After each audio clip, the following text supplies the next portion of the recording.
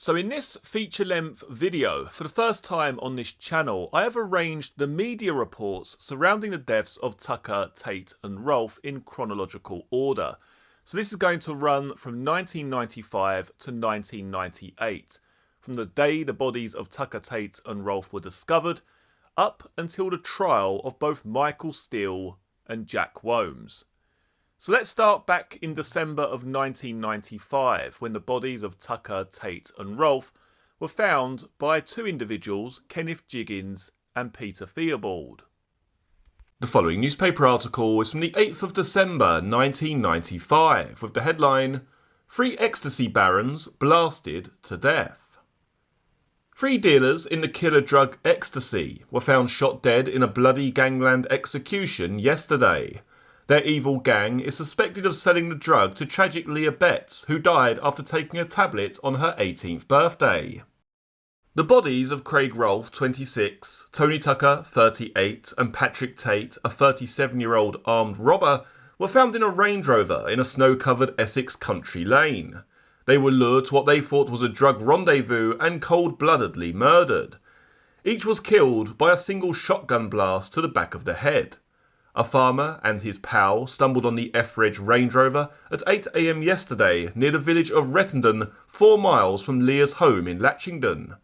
Tucker was a close friend of boxing champion Nigel Benn and acted as his minder at big fights. Last night, the WBC super middleweight champ said, "I've known him since I came out of the army. It's very tragic." A police source said the victims, known criminals, had been involved in a major turf feud over drugs. The insider added, quote, "We've also heard reports of people who have set out to avenge Leah's death." Detective Chief Superintendent Ivan Dibley, leading the murder hunt, said, quote, "It was a horrific scene. We are not ruling out the possibility of a gangland ambush. I am satisfied that the weapon used was a shotgun. They were killed at the scene." Police believe the killer may have forced the driver of the Range Rover into a remote workhouse lane at gunpoint. Once they were away from the main road, the three were clinically executed. The murder may have been the work of a lone assassin with a pump-action shotgun, but detectives say there could have been 2 or more hitmen. Rival drug dealers were being quizzed last night. The victims all came from South Essex. Tate lived in Basildon and Rolfe at Grays. Tucker's home was in Fobbing. They used nightclubs and bars as their ecstasy outlets, mainly in Basildon, Chelmsford and South Woodham Ferrers. Mr. Dibley said, quote, "All three were known to us, and they were not on the bottom rung of the criminal ladder." Muscle man Tate staged a daring escape from a magistrate's court in December 1988. The 18-stone villain was charged with armed robbery after a knife gang held up a Happy Eater restaurant in Rettendon, Essex, and stole £800. 2 policemen and a WPC who tried to stop him fleeing the court in Billericay, Essex, were injured. Heavily tattooed Tate, who also faced a charge of possessing cocaine, leapt onto a 1000cc motorbike driven by a pal and escaped. Retired policeman's daughter Leah, who bought an ecstasy tablet at a disco, died 3 weeks ago after taking it at her birthday party. She collapsed and was rushed to hospital in a coma, where she spent 6 days without regaining consciousness. A total of 23 people have been arrested in connection with ecstasy dealing since her death, but police are still hunting the gang who supplied the killer tablet. The police source said, quote, "We have been inundated with calls about suppliers and pushers. Leah's death has sparked a lot of emotion."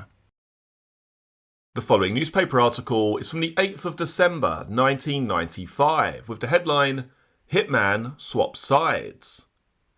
3 drug dealers found shot dead yesterday were savagely executed by a hitman who changed sides. Craig Rolfe and Patrick Tate went out with Tony Tucker to meet the contract killer and fix the death of a rival they believed had grassed on them. But in an amazing twist, the assassin had already been paid an estimated £20,000 by their target to blow them away. As the 3 men sat in their 7-year-old Range Rover parked down an isolated farm track at Rettendon, Essex, the gunman stealthily approached through the snow.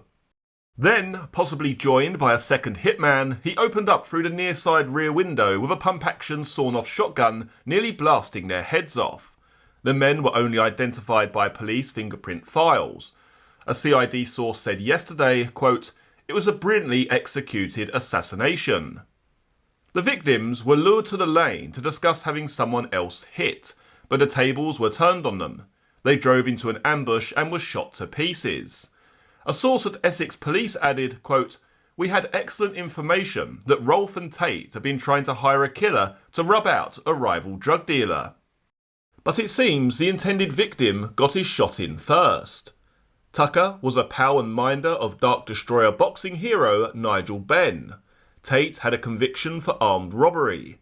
Rolfe also had a robbery conviction. They died as a direct result of the police war on drug dealers following the tragic death of ecstasy girl Leah Betts, 18, last month. Their intended victim pushed ecstasy in Raquel's nightclub at Basildon, where Leah's fatal tablet is believed to have been bought. The bodies were discovered at breakfast time yesterday by farmer Peter Theobald, 44, and farm worker Ken Jiggins, 47. The pair stumbled on the death wagon in tree-lined Workhouse Lane, near Mr Theobald's farm, on the main A130 Chelmsford to Basildon Road as they set out to feed pheasants. The metallic blue Range Rover, registration F424NPE, was parked tight up against a 5-bar gate and hidden from the road by trees. Ken said, quote, "The car was parked in front of the gate and we needed to get through. I got out and tapped on the window to ask the driver to move on. Looking in the window, it seemed there were 2 people fast asleep inside. But when I looked closer, I could see both had been shot. I called Peter over. He peered in the back window and said, 'There's another one here.' The driver was upright with his head bowed onto his chest. The front passenger was in the same position. But the man in the back was slumped sideways. There was blood around his chin, which spilled onto his chest." Last night, murder police battled against cruel weather to save desperately needed clues in the snow. They feared they would lose possible tyre and footprints if a thaw set in. Others called in a low loader to take the Range Rover away with a tarpaulin hiding the bloodied bodies inside. Locals, mainly farm workers used to the sound of shotgun fire, were stunned by the horror. Margaret Lane, who lives nearby, said, "It's scary, we're very isolated here." Farmer Ronnie Foe, whose Rettendon Hall farm is close to the murder scene, said, "We're used to shooting here. It's not unusual to hear guns at night because people go hunting foxes and rabbits, but I didn't hear any noise last night." Boxing hero Nigel Benn was last night floored by the news of his minder Tony Tucker's death. A spokesman for Benn said the WBC super middleweight champ was devastated. Tony was a part of all of Nigel's big fight nights and became firm friends with Nigel. He said, quote, "He used to team up with us on the day of the fight and lead Nigel into the ring as a sort of standard bearer. Nigel got on so well with him, he even invited Tony over to his training camp in Tenerife for a week," he added. The following newspaper article is from the 8th of December 1995 with the headline, "They looked so peaceful, then I saw they'd all been shot." One of the men who found the murdered drug barons told last night how he thought they were having a nap, until he saw blood running from their mouths. Bricklayer Ken Jiggins and farmer Peter Theobald came across the massacre at 8 a.m. on a lonely country track blanketed with snow. The victim's metallic blue Range Rover was blocking the path of their Land Rover, so Ken climbed out and tapped on its window to ask the occupants to move. But there was no response. Ken, 44, said, quote, "They looked so peaceful, we thought they were asleep." He added, quote, "When I looked inside, I saw the driver slumped to one side with blood running from his nose and mouth and his eyes closed. The passenger was sitting bolt upright with blood all over his face and chest. I knew right away they were dead and that they'd been shot. It was a sight that will live with me for the rest of my days. I ran back to tell Peter and got on my mobile phone to call the police. As Peter went to look inside their car, as I was speaking, he ran up to me and said, 'There's a third one in the back.' We were surprised and shocked. It's not something you expect to find on the way to work in the morning." Ken and Peter, who runs the 130-acre White House farm close to the death scene near Rettendon, Essex, were on their way to feed pheasants when they found the Range Rover. It was parked in front of a padlocked gate leading to a fishing lake rented out to anglers by the farmer. Peter, 47, said, quote, "They all looked so peaceful inside the Range Rover. There was no sign of a struggle at all. I would have thought they would have had some warning of what was to come, so I cannot understand why they were all sat there as if they were asleep. Neither Ken nor Peter saw any footprints leading away from the vehicle in the snow. The farmer, who breeds turkeys, called the remote track a well-known spot for the local criminal fraternity. 6 years ago, a hijacked cigarette lorry was taken there, its driver was tied up, while 2 raiders made off with the truck's contents, worth tens of thousands of pounds. Several safes have been taken there to the track to be smashed open, and stolen cars have been dumped and set alight. But it is also used as a lover's lane by courting couples. Police set up an instant room at White House Farm. Detective Chief Superintendent Ivan Dibley, who is leading the inquiry, said, "As far as the murder is concerned, it doesn't come much more serious than this." He confirmed that one of the Range Rover's rear passenger windows was shattered in the shotgun attack. Forensic experts spent the whole of yesterday combing the track and surrounding undergrowth for clues. A helicopter scanned nearby fields. At 2:30 p.m, the Range Rover, registration number F424NPE, was covered with a tarpaulin and loaded onto a police lorry with the bodies still inside. Scientists and detectives were keen to examine the vehicle and its contents exactly as it was found.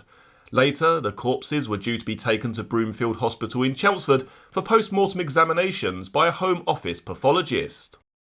The dead men had not been tied up or restrained, and they were not even wearing their seatbelts when they were found in casual working clothes. Blood and debris caused by the blast was confined to the inside of the Range Rover. Mr. Dibley said, quote, "Whoever has killed these 3 people is clearly a very dangerous man. We would appeal to anyone with any information to come forward as soon as possible." People living near the track were stunned by the massacre. They heard nothing and most only learned of the killings through radio and TV reports. Doreen Wiseman, 68, whose cottage overlooks the lane, said, quote, "It is shocking that this has happened on my doorstep. I didn't hear a sound." Neighbour Margaret Lane said, quote, "It's isolated here, and we're very frightened by this. I shall be making sure I have my dogs close by me tonight." Ron Foe, who lives at nearby Rettendon Hall, said few locals would have raised an eyebrow even if they had heard the blasts. He added, quote, "We are all into guns around here. We are shooting people." It would not be unusual to hear guns at night because lots of people go hunting rabbits and foxes. The ownership of the Range Rover was shrouded in mystery last night. It was sold by an Essex garage just 2 weeks ago. But the boss of the showroom at Eastern Garage Group near Stanford-le-Hope said, quote, "I can't tell you who we sold it to. I understand 2 men are in custody and it could turn out to be awkward if I say any more." Last night, police indicated there had been 2 arrests, but that neither of the people in custody were suspected of carrying out the massacre. The garage chief refused to identify himself or say how much the Range Rover was sold for. Its previous owner was pet shop boss Graham Herson of Stanford-le-Hope.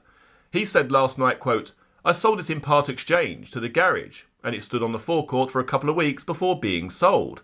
I don't know who the new owner is, but it sends shivers down my spine when I think about what has happened."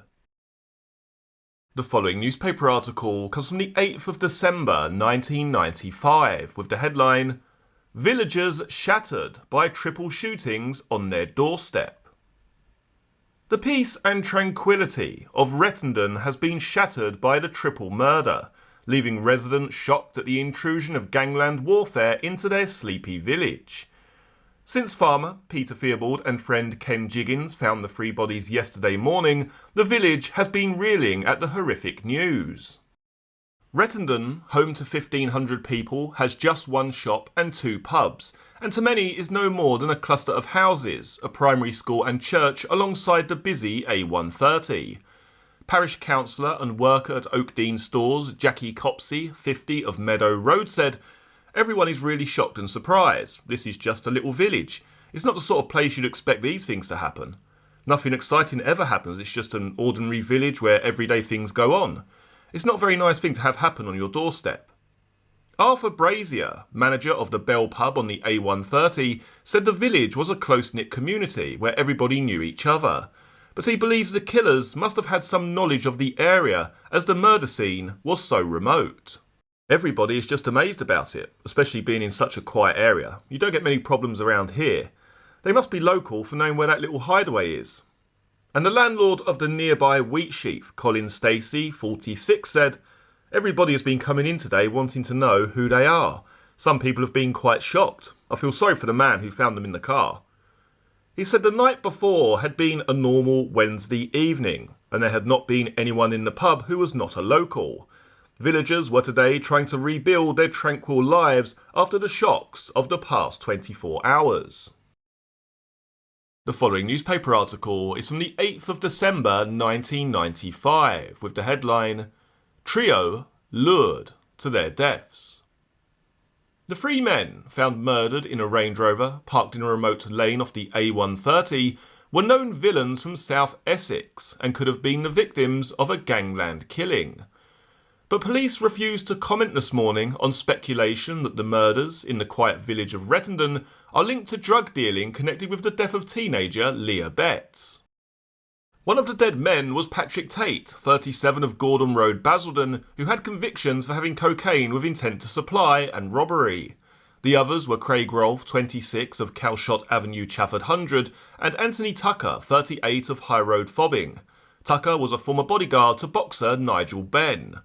Murder inquiry detectives are keeping an open mind on the possibility that the men, who were discovered at Workhouse Lane yesterday morning, were shot point blank by someone from the criminal underworld. Detective Superintendent Ivan Dibley said, "It is a possibility, but there are a number of possibilities. This was no ordinary murder. These men were enticed to their deaths." But a police spokesman, when asked about allegations that the killings were connected to an ecstasy drugs ring, said, quote, "We are fully aware of the suggestions being made, but we have nothing new to say at the moment." The killings come just 2 months after a man dressed in a clown suit shot a patient at St Andrew Hospital in Billericay in another gangland action. The bodies were found by a farmer and his friend as they drove up the snow-covered track near Wickford. The 2 men in the front were upright with gunshot wounds to the head. The third man was slumped across the back seat. There are no tracks from any other vehicle or footprints leading away from the scene, which is metres from the busy A130. One of the dead men was the known owner of the metallic blue vehicle, though he was not the registered owner. It was bought from Eastern Garage at 5 Bells Vange around a month ago and had the registration F424 NPE. Tate was hunted by police for over a year after a daring escape from Billericay Court on a motorbike.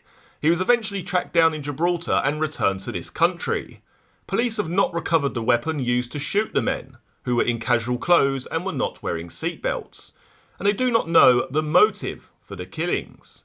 Mr. Dibley, who is running the investigation with 30 officers, said at a press conference last night, quote, "We still don't know the motive, but this may become clearer when we have positively identified these men."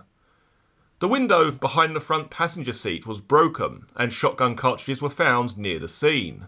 The dead men had not been tied or restrained with ropes and there was no sign of a struggle. Mr. Dibley said, quote, "Whoever killed these 3 people is clearly a very dangerous man, and until we catch him, I am concerned that he is still at large." The following newspaper article is from the 8th of December 1995 with the headline, "Horror on farm track as 3 men are shot in Range Rover." 3 men found dead in a Range Rover are believed to be drug dealers executed by contract killers, it was revealed last night. Detectives think they were lured into an ambush and shot dead as they sat in the vehicle in an Essex country lane. They suspect the killings were the result of a dispute among drug dealers. All 3 men are believed to be Essex criminals and the county's coast is among the favoured routes for drug smuggling. The trio were found slumped in their seats shortly before 8 a.m. yesterday in the village of Rettendon near Chelmsford by 2 men who were going to feed pheasants. All 3 victims, aged between 20 and 40, had been blasted at point-blank range in the back of the head with a shotgun. Detective Superintendent Ivan Dibley, who is leading the murder hunt, said they had yet to be formally identified but were thought to be known criminals. He said, quote, "This is not an ordinary murder by anyone's standards. It looks as if they have been enticed down there, or maybe an arrangement has been made for them to be there." He said he was unsure whether more than one person was responsible. One window on the metallic blue F-registered Range Rover had been smashed, and police believe the men were shot where they sat, 2 in the front seats and 1 in the back. Forensic experts searched for clues and a weapon under a fresh fall of snow in the undergrowth surrounding the lane, which leads off the A130 Chelmsford to Southend Road. Bricklayer Kenneth Jiggins and his friend farmer Peter Theobald stumbled on the scene as they went to feed Mr. Theobald's pheasants. Mr. Jiggins, 47, from Southwood and Ferrers, said, quote, "I got out of our car to tap on the Range Rover to ask them to move it. There was no response. I called back to Peter and said, 'There's 2 men here, they've been shot. It looks like they're dead.' There was blood on their faces and chests." Mr. Theobald, 44, who owns nearby White House Farm, noticed a 3rd man in the back seat. He said, quote, "It was fairly obvious what had happened. It was pretty shocking. For all the world, it looked as if they were just asleep in the car. It wasn't until you looked closer that you could see that they'd been shot." The Range Rover with the body still inside was transported by truck from the scene to Broomfield Hospital mortuary in Chelmsford. Last night, the bodies were still in the car. They were being examined by Home Office pathologist Dr. Paula Lanas. The following newspaper article is from the 8th of December 1995 with the headline, "Gangland Clue to Men Shot Dead in Range Rover." 3 men were shot in the head as they sat in a car after apparently being lured to a remote farm track in Essex. The men, thought to be criminals, were found shortly before 8 a.m. yesterday.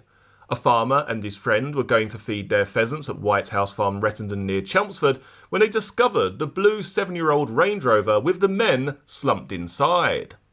The identities of the men, all believed to come from South Essex, and details of their previous convictions were not disclosed. Detective Superintendent Ivan Dibley, who is leading the investigation into what is believed to be a gangland killing, said, quote, "It was not an ordinary murder. It appears that they were enticed to go down the lane or an arrangement was made for them to be there." Shotgun cartridges were found in the snow near the car, which was parked 250 yards down Workhouse Lane. The track runs from the main Southend to Chelmsford Road to a private fishing lake. Police believe the men were shot at point-blank range in the car. The murderer, possibly with an accomplice, is then understood to have driven away. "We don't know if we're looking for one perpetrator or 2, Mr. Dibley said. We also don't know whether somebody arrived in the same vehicle as the victims or came in their own." The track, in which a hijacked lorry was dumped several years ago, was so narrow that police were unable to take the bodies from the Range Rover to carry out a post-mortem examination. Instead, the men, all white and aged between 20 and 40, were left inside the car. The vehicle was covered with a green tarpaulin and taken to Southwood and Ferrers for examination 6 hours after the bodies were found. Peter Theobald, the farmer who found the bodies, and his friend Ken Jiggins, a bricklayer, thought that the Range Rover belonged to fishermen when they saw it blocking the track. "We were driving down the farm track to feed the birds," Mr. Jiggins, 44, said. "The Range Rover was parked close to a locked gate which leads to the lake. We thought that perhaps it was fishermen, but they have their own key, so I got out, walked up to the Range Rover and tapped on the window and told them to move it. There was no response. I looked in and then walked back to Peter and told him that there were 2 people in there who, by the looks of it, had been shot dead." Peter then got out of the car, walked up to the vehicle, he looked in and said, "There's one in the back as well." We got hold of the police and told them what we had seen. People living nearby said they heard nothing on Wednesday night or early yesterday morning. Ron Foe, owner of Rettendon Hall, said, quote, "We are shooting people. It would not be that unusual to hear guns at night. People go lamping for rabbits and foxes. We are into shotguns, but we heard nothing." The following newspaper article is from the 8th of December 1995 with the headline, "Murdered drugs men linked to Leah death." 3 men found dead in a Range Rover in a gangland-style murder were today revealed to be ecstasy barons suspected of providing the drug to tragic Leah Betts. Patrick Tate, Craig Rolfe and Anthony Tucker were shot in the head at point-blank range after apparently being lured to a remote farm track near the village of Rettendon, Essex, possibly to discuss a drugs deal. Their bodies were found in a blood-splattered 7-year-old metallic blue Range Rover early yesterday on a snowy track 4 miles from Leah's home in Latchington outside Chelmsford. Murder Squad detectives said all were well-known criminals, and police sources today confirmed they had been involved in ecstasy dealing in local nightclubs like Raquel's in Basildon, where Leah bought a fateful ecstasy tablet on her 18th birthday last month. Tate, 37, from Basildon, was known as a hardened criminal who punched his way out of court 7 years ago as he was due to stand trial on robbery and drug possession charges. The bodies were discovered at 8 AM yesterday by farmer Peter Theobald and his friend Ken Jiggins on their way to feed pheasants on the remote snowy tree-lined track running across bleak open farmland. Shotgun cartridges were found scattered in the snow. Detective Chief Superintendent Ivan Dibley said he believed the men were shot in the car and that the killer would have escaped in a vehicle of his own. He said, quote, "I don't know if we are looking for one perpetrator or two. Whoever killed these 3 people is clearly a very dangerous man. To that extent, until such time as we catch him, I am concerned that he is still at large." Extra police officers were today drafted in as the hunt was stepped up. Mr. Jiggins, a 44-year-old bricklayer, told how he stumbled across the car on a lonely track known locally as Workhouse Lane. It is a known favourite rendezvous point for criminals and, in summer, for courting couples. The following newspaper article is from the 8th of December 1995, with the headline, "3 shot dead in drug trap blown away." 3 men were executed in a gangland ambush yesterday, just 2 miles from a huge drugs drop. Each had been blasted in the head with a shotgun as they sat in their metallic blue Range Rover. One of the victims was former bodyguard of boxer Nigel Benn, called Tony Tucker, we can exclusively reveal. Hardman Tucker was gunned down with 2 associates after being lured to what detectives believe was a drugs deal down a lonely farm track used by courting couples. Known cocaine dealer Patrick Tate, 38, who also had form for robbery, was another found dead in a blood-splattered Range Rover with third man Craig Rolfe. Powerfully built Tate from Essex once staged a daring Great Escape-style motorbike getaway from a court after appearing in the dock on drugs charges. The trio, unable to turn around in a narrow lane, were trapped like rats when the killers opened fire through the windows of the vehicle. As police searched for clues, footprints and tyre marks in the thawing snow, they were looking at links with a £1 million cannabis haul in and around a nearby pond 7 weeks ago. Detectives believe the drugs could have been part of a big shipment lost as it was dropped from a low-flying plane. The track where the blood-soaked Range Rover was discovered in Essex early yesterday led to an isolated fishing lake owned by farmer Peter Theobald of White House Farm. It was discovered by Mr. Theobald and farmhand Ken Jiggins. The cannabis was found scattered at nearby Tanfield Tie in West Hanningfield. Farmer Jan Halstrup, who found it, said he believed the drugs were linked to the killings. Dutch-born Mr. Halstrup said, quote, "First of all, we found a little parcel of drugs when we were doing some hedges. I put it on the fire.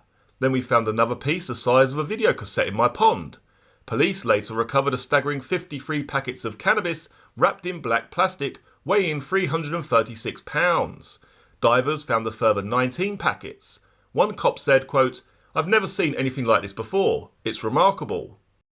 Police are trying to discover if the killings were connected with a shooting some days ago near a Little Chef Cafe when 3 men were seen running away.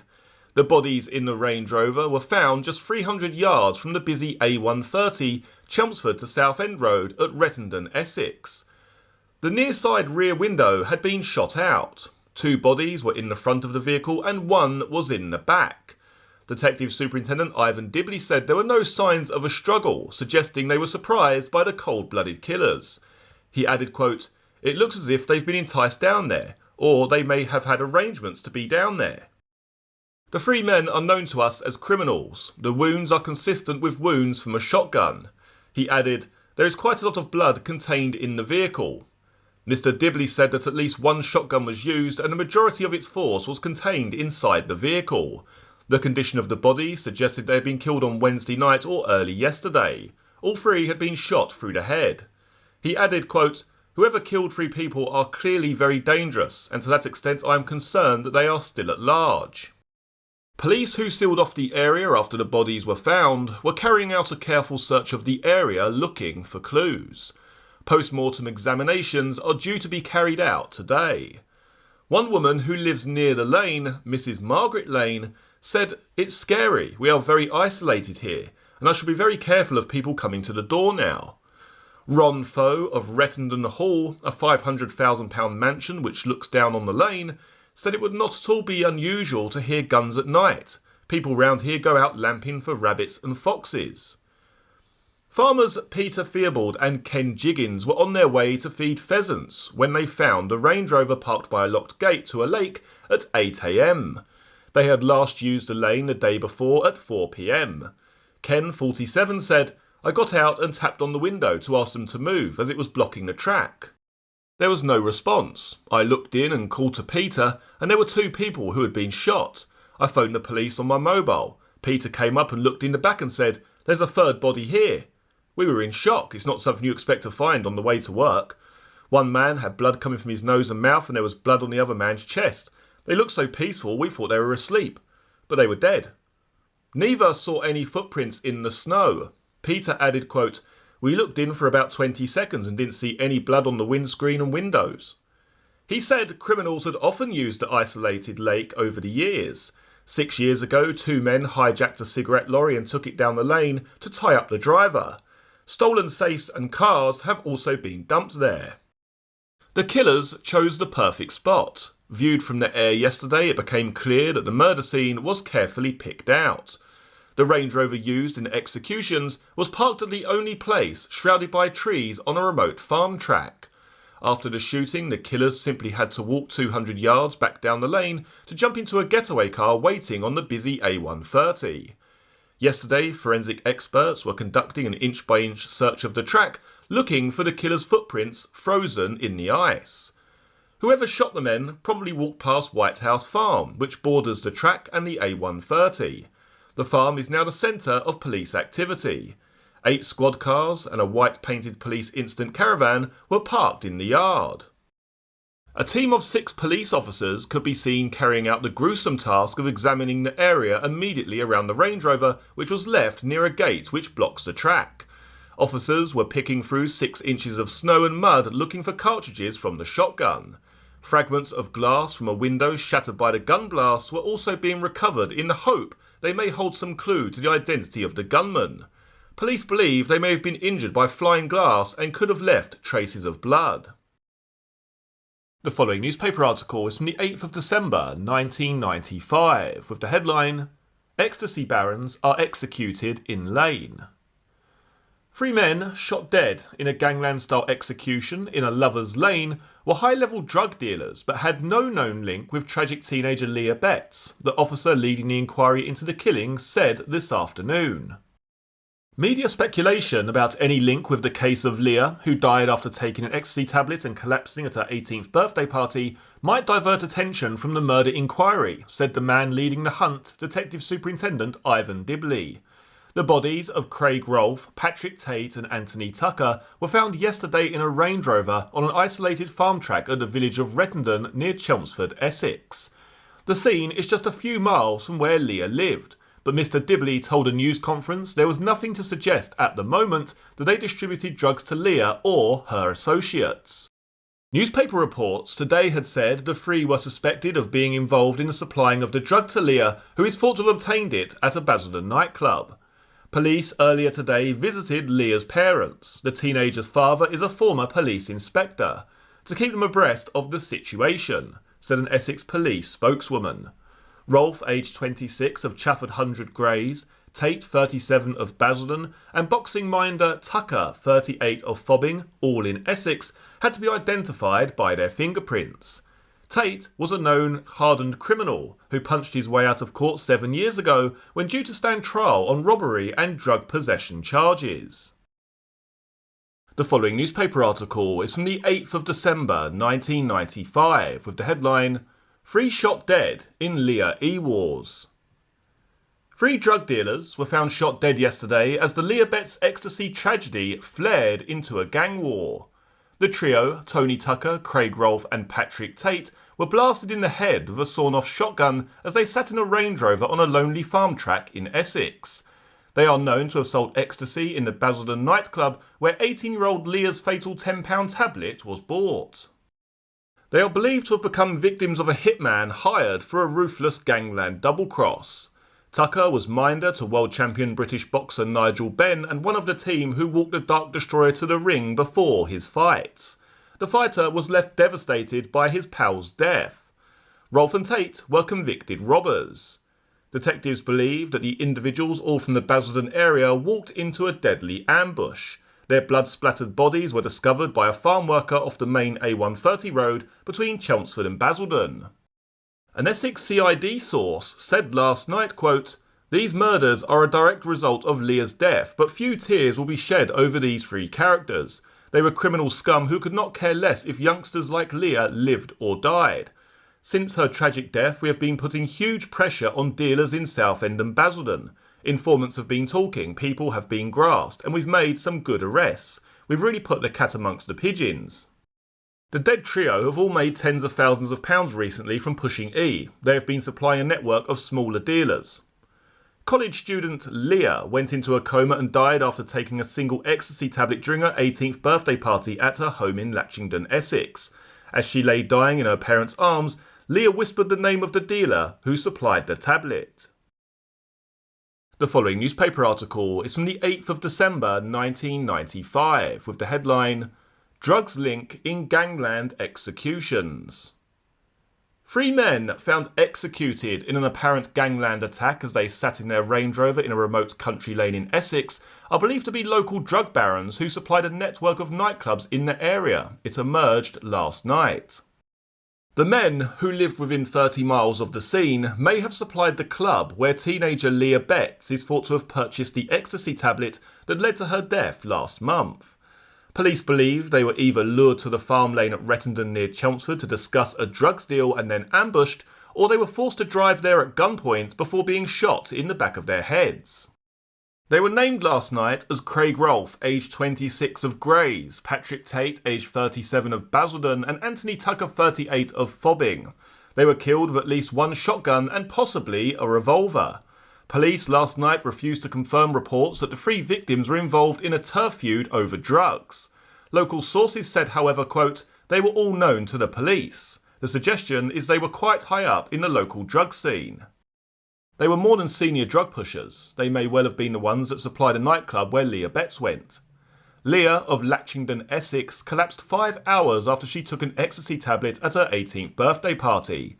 She is believed to have bought the drug at Raquel's nightclub in Basildon. Detective Superintendent Ivan Dibley, leading the investigation, said, "There is no real sign in the vehicle of a struggle or an attempt by any one of the men to get out." That tends to suggest they were either surprised or whoever committed the crime was in the vehicle with them. No weapon had been recovered, although several shotgun cartridges were found at the scene.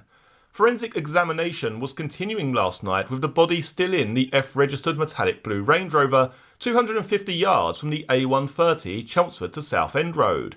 Paula Lanas, a Home Office pathologist, checked the victims at the scene and will carry out full post-mortem examinations today.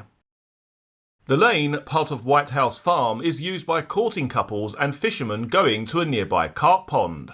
It is known to the local criminal fraternity. A delivery driver was abandoned there after a gang hijacked his lorry load of cigarettes 6 years ago. An empty stolen safe was once dumped there, and several burned-out cars have been left in the lane.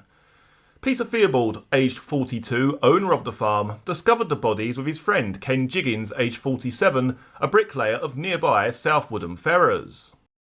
They were driving to feed their pheasants kept for shooting parties when they came across the Range Rover parked in front of a locked gate. Mr. Jiggins went to ask the driver to move to let them pass. He later said, quote, "It looked like they were asleep. It was only when we looked more closely we realised they'd been shot in the head."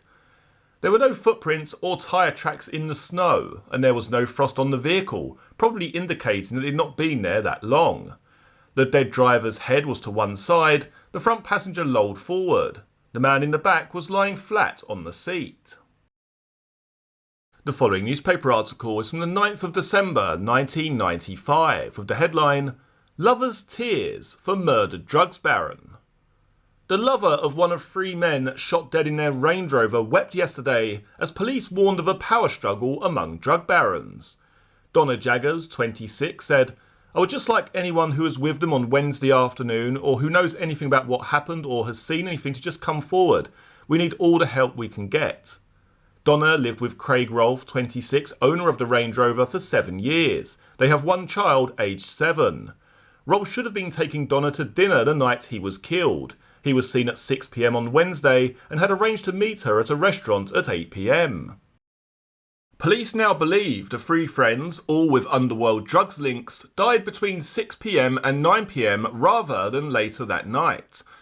Rolfe was found in the driving seat of the F-Reg vehicle in Rettendon, Essex. Bodyguard Tony Tucker, 38, was in the front passenger seat, and Patrick Tate, 37, was slumped in the back. Detective Superintendent Ivan Dibley, who is leading the hunt, said all 3 had been shot in the head twice at point-blank range. Tate had been shot a 3rd time in the body. The weapon, which has not been found, is thought to be a 12-bore shotgun. The men had criminal records, including armed robbery, drugs offences and car theft, but were not convicted drug dealers. Our intelligence is that they were moving into the drugs field, and that's the line of inquiry we're trying to develop, said Mr. Dibley. They were higher in the scale than street dealers. It may be that this has occurred over higher drugs dealers trying to find a greater position of power. Perhaps there's been a falling out in that connection. My view is that there could be a power struggle going on. There could have been a double cross and someone has sought retribution, or it might be that somebody is owed money and they did not pay their bill. I think these are valid theories. Because drugs offer quick money and easy money, there is this power struggle amongst the larger dealers. Inevitably, there are going to be incidences such as this occurring. I don't think Essex is anywhere worse than anywhere else. However, I anticipate that someone will try to fill the void that these deaths have created, and that there could be more violence. Mr. Dibley added, "There has been a lot of speculation overnight that this killing was connected with the tragedy of Leah Betts. I must say that this is pure speculation by the media. There is nothing factual to link these men with the tragedy of Leah Betts. I'm afraid that if this is allowed to continue, it may well divert attention from my inquiry on this murder and will take me away from the real investigation. I would appreciate if the connection between Leah Betts and this triple murder is dropped. At this moment in time, there is nothing to suggest that they distributed drugs to Leah Betts or any of her associates." The following newspaper article is from the 9th of December 1995 with the headline, "E-Gang made £1 million." The 3 drug dealers found murdered in a Range Rover are believed to have recently made more than £1 million from ecstasy. The deals netted one victim, nightclub bouncer Tony Tucker, at least £500,000. The 38-year-old is thought to have been behind large shipments of the drug from Holland. A CID insider said last night, quote, "Tucker was moving into the big time. He had made a fortune from ecstasy, arranging imports and distribution in Essex and East London." Hardman Tucker, a friend of boxing hero Nigel Benn, Pat Tate 37 and Craig Rolfe 26, were found shot dead in a Range Rover on a snow-covered farm track near Basildon, Essex on Thursday morning. They are thought to have been ambushed by 2 hitmen in a gangland feud. Police say the shotgun killings are linked to the death of ecstasy victim Leah Betts at her 18th birthday party last month. Leah lived 4 miles from the massacre scene. The pill that killed her was bought at Raquel's nightclub in Basildon. The murdered 3 are known to have supplied ecstasy to pushers using the club and other night spots in Southend, Billericay, Brentwood, Romford and Ilford. One detective said, quote, "They were medium-sized operators supplying the gear to a host of smaller dealers, but they were moving up the league quickly." Another detective said, quote, "They were serious criminals with long records for drugs and robbery, and they were making big money. The death of Leah brought a lot of heat down on the Essex drug gangs. People have been arrested, people have talked. The dead men inhabited a dog-eat-dog world where people are regularly murdered.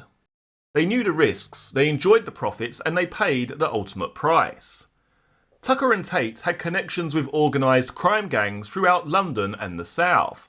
Police fear there may now be revenge attacks. A Scotland Yard officer said, quote, "They have friends and family who will want their deaths avenged." A woman friend of Tony Tucker told the Daily Mirror, quote, "He may be dead, but he won't be forgotten." Tucker, 5'11" and 14 stone, was a minder to WBC super middleweight champ Nigel Benn. He spent hours each week bodybuilding in the gym. People knew Tony was someone you didn't mess with. His friend said, quote, "He was a black belt in karate and judo. I've seen him almost break someone's neck with one blow. Sounds like Jay from the In-Betweeners. The Range Rover belonged to Craig Rolfe. His girlfriend, Donna Jaggers, 26, mother of their 7-year-old daughter, wept as she appealed for help to catch the killers. Quote, "If anyone knows anything, please tell the police," she said. Detective Superintendent Ivan Dibley said, "Drugs offer easy money. There could be a power struggle going on, or it could be a double cross, or someone has sought retribution." The following newspaper article is from the 9th of December 1995 with the headline, "Murder of Mr. Muscles." Drugs gang execution victim Pat Tate was exactly what he looked. A ruthless gun-toting underworld enforcer. An armed robber and drug dealer. Burly Tate was built like a heavyweight boxer as shown by our exclusive pictures of him in a prison cell. His life revolved around the 3 Bs. Bodybuilding, blonde lover and blaggings. But his imposing physical appearance and fearless reputation were not enough to save him and 2 other members of his drugs gang. Craig Rolfe and Tony Tucker, a former bodyguard to boxer Nigel Benn, were shot dead with him in a Range Rover on a farm track near Rettendon, Essex. Police believe their execution is part of a drugs war.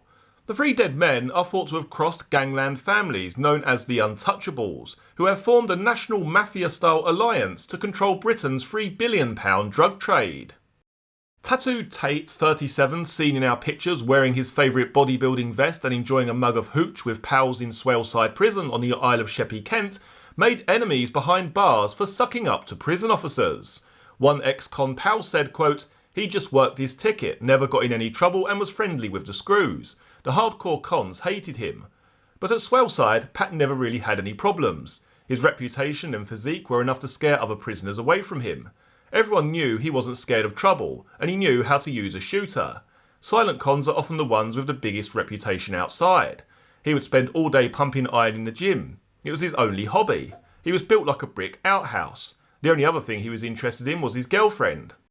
She was an absolutely gorgeous blonde from Essex. Another lag said, quote, "Tate and Tony Tucker had fearsome reputations. They were not to be messed with. Whoever took them out must have had a lot of bottle or been a very powerful underworld figure." Before being sent down, Tate had staged a Great Escape-style motorbike getaway after knocking out his escort in court at Billericay, Essex. Helped by friends who blocked his pursuers, Tate ran from the court and jumped on a high-powered 1000cc Honda motorbike outside. The 140-mile-per-hour machine roared off through the crowded high street. The dead men are thought to have taken on the 12 key families behind the drugs trade and lost. The family's empire stretches from the Channel ports to Glasgow and dwarfs the operations of the Cray and Richardson gangs of the 1960s. In London, Liverpool, Newcastle and Glasgow, factions have bought up hotels, pubs and clubs to act as outlets for their drugs, and they have secured control over the supply in a string of smaller cities. Interpol in London said the criminal network has set up bases overseas with properties in Spain, Holland and the Canary Islands. Rolfe, Tucker and Tate met at the Orsic Cock pub near Tilbury, Essex car park hours before they were murdered. They were discussing their move into big-time drug dealing.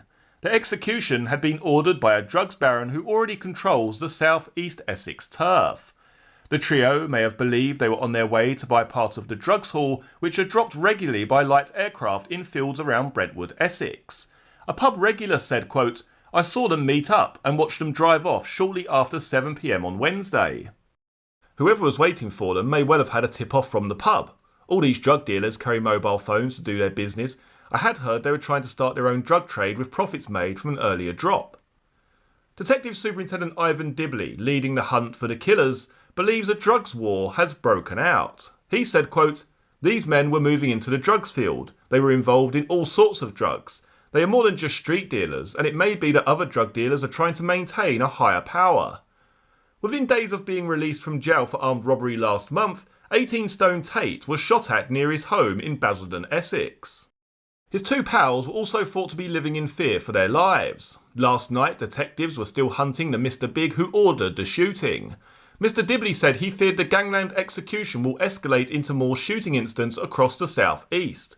Quote, "When 3 people are involved in drug dealing are taken out of the scene, someone will inevitably try to fill the void that has been created," he said. Because of that, there could be more violence. Tucker lived in a £250,000 bungalow in Fobbing, Essex. The property boasts stables, a double garage, basketball court and security system. Rolfe, 26, lived in a £100,000 four-bedroom detached home in posh Chafford 100 in Grays. Neighbour Liz LePage, 22, said, "I don't think Craig had a job. I never saw him go to work. I always wondered what he did for a living. I'm not surprised at what's happened. The police were always calling around here." Tate lived in a £90,000 three-bed semi in nearby Basildon. Tears for victim Donna Jaggers, the mother of Craig Rolfe's 6-year-old daughter, broke down yesterday at a press conference organised by police. The drug dealer's 26-year-old common-law wife sobbed, quote, "I just want anyone who knows anything to come forward. We need all the help we can get." Detective Chief Superintendent Ivan Dibley dismissed reports that the gangland execution had been sparked by a feud over who supplied drugs to Essex ecstasy victim Leah Betts. The following newspaper article is from the 9th of December 1995 with the headline, "Only their mums will miss these evil beasts." Only the mothers and girlfriends of the 3 murdered drug barons wept for them yesterday. People living in the Essex mobsters' manor did not hide their relief that the dealers paid the ultimate price for their evil. Pat Tate, 37, Craig Rolfe, 26 and 38-year-old Tony Tucker were executed by a hitman in their Range Rover after being lured to a drugs meet on a snowy country track. A pensioner calling at a newsagent's near Muscleman Tate's Basildon bungalows said, quote, "There will be no tears shed for them round here. All 3 were parasites who preyed on kids. I'll be raising a glass tonight to the man who killed them. I only wish he'd got 20 more. Tate had been in and out of prison for armed robbery and weapons offences, but his grief-stricken mother Marie insisted, quote, "My Pat was not the evil monster he is being portrayed as. To me, he was a lovely boy." The 56-year-old widow added, "Whatever he may have done, he did not deserve to die like this, shot to pieces in a Range Rover." Tate's tearful ex-lover, Sarah Saunders, insisted he was not all bad. Blonde Sarah, mother of his 2-year-old son, claimed he was once a lovable rogue, but he was turned into a violent beast by drugs given to him while he was in jail. Sarah, 28, said, "I still have feelings for him. You can't just switch off. But the man shot dead wasn't the caring man I knew. The drugs Pat took in prison changed his personality completely, and it terrified me." The pair were pictured happily together at Marie's house 3 years ago, following Tate's release from a term he served for armed robbery. He wrote on the back of the snap, "First weekend home in Mum's garden." But after a 10-year romance, Sarah quit Tate's Basildon home 5 weeks ago as he ended another jail stretch. She said, quote, "We had split up, but it is still a horrible shock when someone you've been so close to has been killed so horribly." Craig Rolfe's girlfriend, Donna Jaggers, broke down as she appealed for information that will snare the hitman. The 26-year-old blonde sobbed, "Anyone who knows anything or saw anything, could they just come forward, because we need all the help we can get." Police said Tate, who was in the back of the Baron's Range Rover, was blasted 3 times in the head and chest with a 12-bore shotgun. Driver Rolfe and Tucker were both shot twice in the head. Tate's death came 8 months after he survived a previous hit attempt. The man heading the murder inquiry, Chief Superintendent Ivan Dibley, said the trio were high up the drugs chain and may have been the victims of a double cross. He warned of an all-out turf war between rival gangs as other villains tried to step into the void left by the victims. Mr. Dibley could not confirm whether the trio dealt in the killer drug ecstasy or if they were linked to the death of 18-year-old Leah Betts. 2 17-year-old Basildon youths were held yesterday and charged with supplying a drug to Leah. They will be in court next month. The following newspaper article is from the 9th of December 1995 with the headline, "Monster beat up diner boss over a pizza."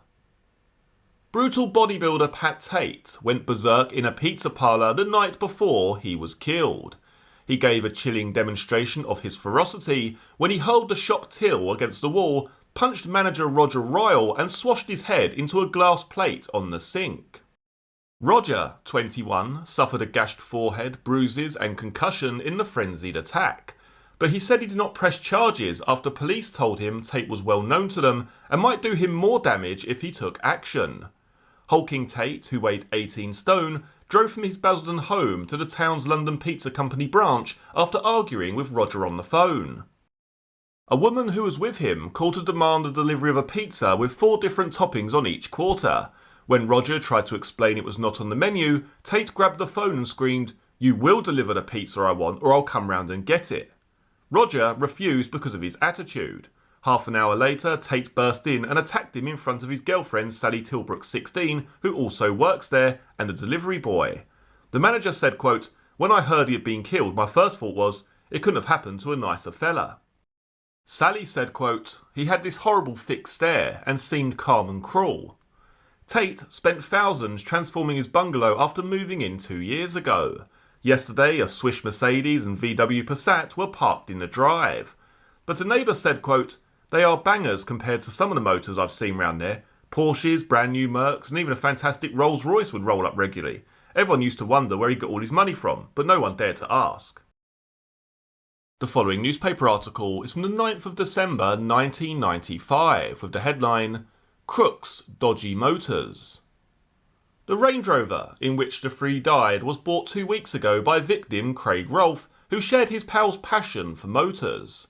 A neighbour in Grays, Essex said yesterday, quote, "He always seemed to have different cars on his drive, as if he was a car dealer. There were rumours he was involved with stealing cars and selling drugs. One time I saw police literally dismantling a car on his drive." Rolfe, 26, shared a 3-bed detached house with girlfriend of 7 years, Donna Jaggers, 26, and their 6-year-old daughter. They moved into the £80,000 home on the commuter estate of Chafford Hundred about 18 months ago. A woman living nearby said the couple seemed quite secretive. They always kept their curtains drawn and had little contact with their neighbours.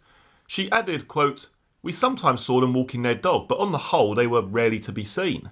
Just a week ago there was a police pickup truck outside his house, and about 6 months ago the house seemed to be subject of police surveillance. We saw men sitting in cars outside the house on several occasions." Several neighbours remembered seeing the blue Range Rover in which the men were found dead. Yesterday, Rolfe's house, set on the end of a row of 4 homes, was deserted, and the curtains closed. The following newspaper article is from the 9th of December 1995 with the headline, "High Life of Flash Tony." Neighbours of victim Tony Tucker were baffled at how he could afford a £250,000 home and a string of Flash motors with no visible means of support. They suspected he was a shady character, but had no idea he had amassed a fortune from his years at the heart of the Essex underworld.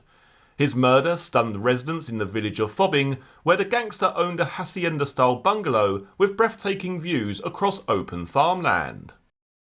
Boxer Nigel Benn, a close pal, was also shocked. Tucker, 38, sometimes acted as the WBC super middleweight champion's minder at big fights. Ben said, "It's very tragic." Tucker's palatial red brick home boasts its own stables. In the front garden is a statue of a naked goddess and Greek urns adorn the front wall. Tucker had a separate garage block for the luxury motors which were often spotted in his drive. These included at least 1 Mercedes. Neighbours said the drug baron only recently moved into the house. Tucker appeared paranoid about security. He had an elaborate wall built and iron gates installed to block access to the front of the property. A sophisticated video intercom system was also fitted to vet callers, and after dark, guard dogs patrol the grounds. The detective leading the murder hunt said Tucker had good reason to fear for his safety. Chief Superintendent Ivan Dibley said of the 3 victims, quote, "These men had been involved with the sort of criminality where it is likely that their lives have been threatened before." Post-mortem examinations were being carried out on the bodies yesterday at Broomfield Hospital, Chelmsford. Mr. Dibley appealed for more information from the public. He said, quote, "I'd particularly like to hear from anyone who saw a vehicle leaving the farm track at White House Farm, or anybody who saw someone thumbing a lift on the A130 which runs past the farm at the relevant time." Mr. Dibley confirmed that 3 men arrested on Thursday on suspicion of being connected with the shootings had been released without charge. The following newspaper article is from the 9th of December 1995 with the headline, "Gun Deaths No Lear Link." The detective leading the hunt for the killer who shot 3 men on an isolated Essex farm track last night dismissed rumours of a link with the Lear Betch tragedy. Detective Superintendent Ivan Dibley of Essex Police confirmed that all three were quite high up in the drug dealing hierarchy, but warned that speculation on a link with Leah's death might hinder the investigation. Last night, police were continuing to hunt for clues with a fingertip search of the area around the murder scene at White House Farm Rettendon near the A130 Chelmsford to Southend Road. The bodies of Craig Rolfe, Patrick Tate and Anthony Tucker were found at about 8 a.m. on Thursday, slumped in a Range Rover on the snow-covered farm track. Donna Jaggers, Rolfe's girlfriend for 7 years and the mother of his 6-year-old child, appealed for people to help catch the killer or killers. She wept as she pleaded, quote, "I would just like anyone who was with them, who knows anything about what happened, or if they saw anything, to just come forward." Police had earlier visited the parents of Leah Betts, the 18-year-old who died after taking ecstasy, to keep them abreast of developments. But after intense media speculation that the triple killing might be linked with Leah's death, Detective Superintendent Dibley said, quote, "At this moment in time, there is nothing to suggest that these men distributed drugs to Leah Betts or her associates." All three men, he said, were well known to the police, having been convicted of armed robbery, vehicle theft and other offences, and although none of them had been convicted for drug offences, all were known to be quite high up in dealing in all kinds of substances. Detective Superintendent Dibley said police could well be looking for more than one killer, but last night a weapons expert confirmed that spent shotgun cartridges found at the scene had all come from the same gun.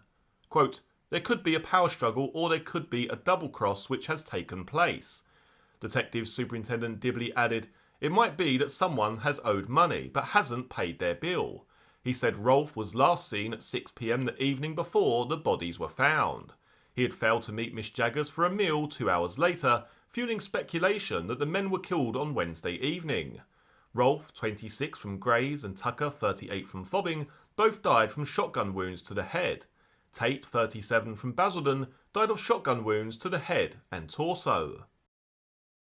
The following newspaper article is from the 9th of December 1995 with the headline, "Murdered by a Hitman." The three men murdered by a hitman in an Essex country lane were high-ranking drug dealers, police said yesterday. One had been the target of a shooting a year ago. The dead men's criminal record was confirmed by police as the youngest victim's tearful girlfriend begged the public to help find his killer. The three were probably murdered in a double cross as part of the war among drug suppliers. All were significant players supplying the drug ecstasy to South Essex and East London, according to drugs intelligence officers. They were regarded as quite high up in the distribution network. Quote, "They had become a real thorn in the side of the police and their business had grown rapidly," an officer said. They were not only buying within the British underworld but also bringing in drug supplies from Holland. Patrick Tate, 37, described by detectives as a mountain of a man, had only been released from prison where he was serving a term for armed robbery 4 weeks ago. Police believe he continued to play a part in drug operations from his cell. Tate, who had close cropped hair, lived with his bull terrier in a bungalow near Basildon. Somebody had shot and wounded him outside his home in November 1994 while he was out on licence from a 7-year sentence for robbery and drug dealing. He said nothing to the police. Tony Tucker, 38, who died with him, had been a minder for Nigel Benn, the world champion boxer. The third victim was Craig Rolfe, 26, whose girlfriend Donna Jaggers, 27, wept as she said, quote, "I would just like anyone who was with them, who knows about what happened, to just come forward." The couple lived together for 7 years and have a 6-year-old daughter. Miss Jaggers last saw Rolfe when he went out on Wednesday. He was due back at 8 p.m, but he never returned. His body was found with those of his companions in a Range Rover parked in a lane at Rettendon near Chelmsford. Rolfe and Tucker in the front seats each had 2 shots to the head. Tate in the back was shot twice in the head and once in the torso. Detective Superintendent Ivan Dibley, leading the murder hunt, said the three could have died because of a double cross. It was possible they had planned to hire a hitman to remove a rival and then died when their hired killer changed sides. The police are also looking closely at the possibility that they died in a dispute over money, drug supplies and territory.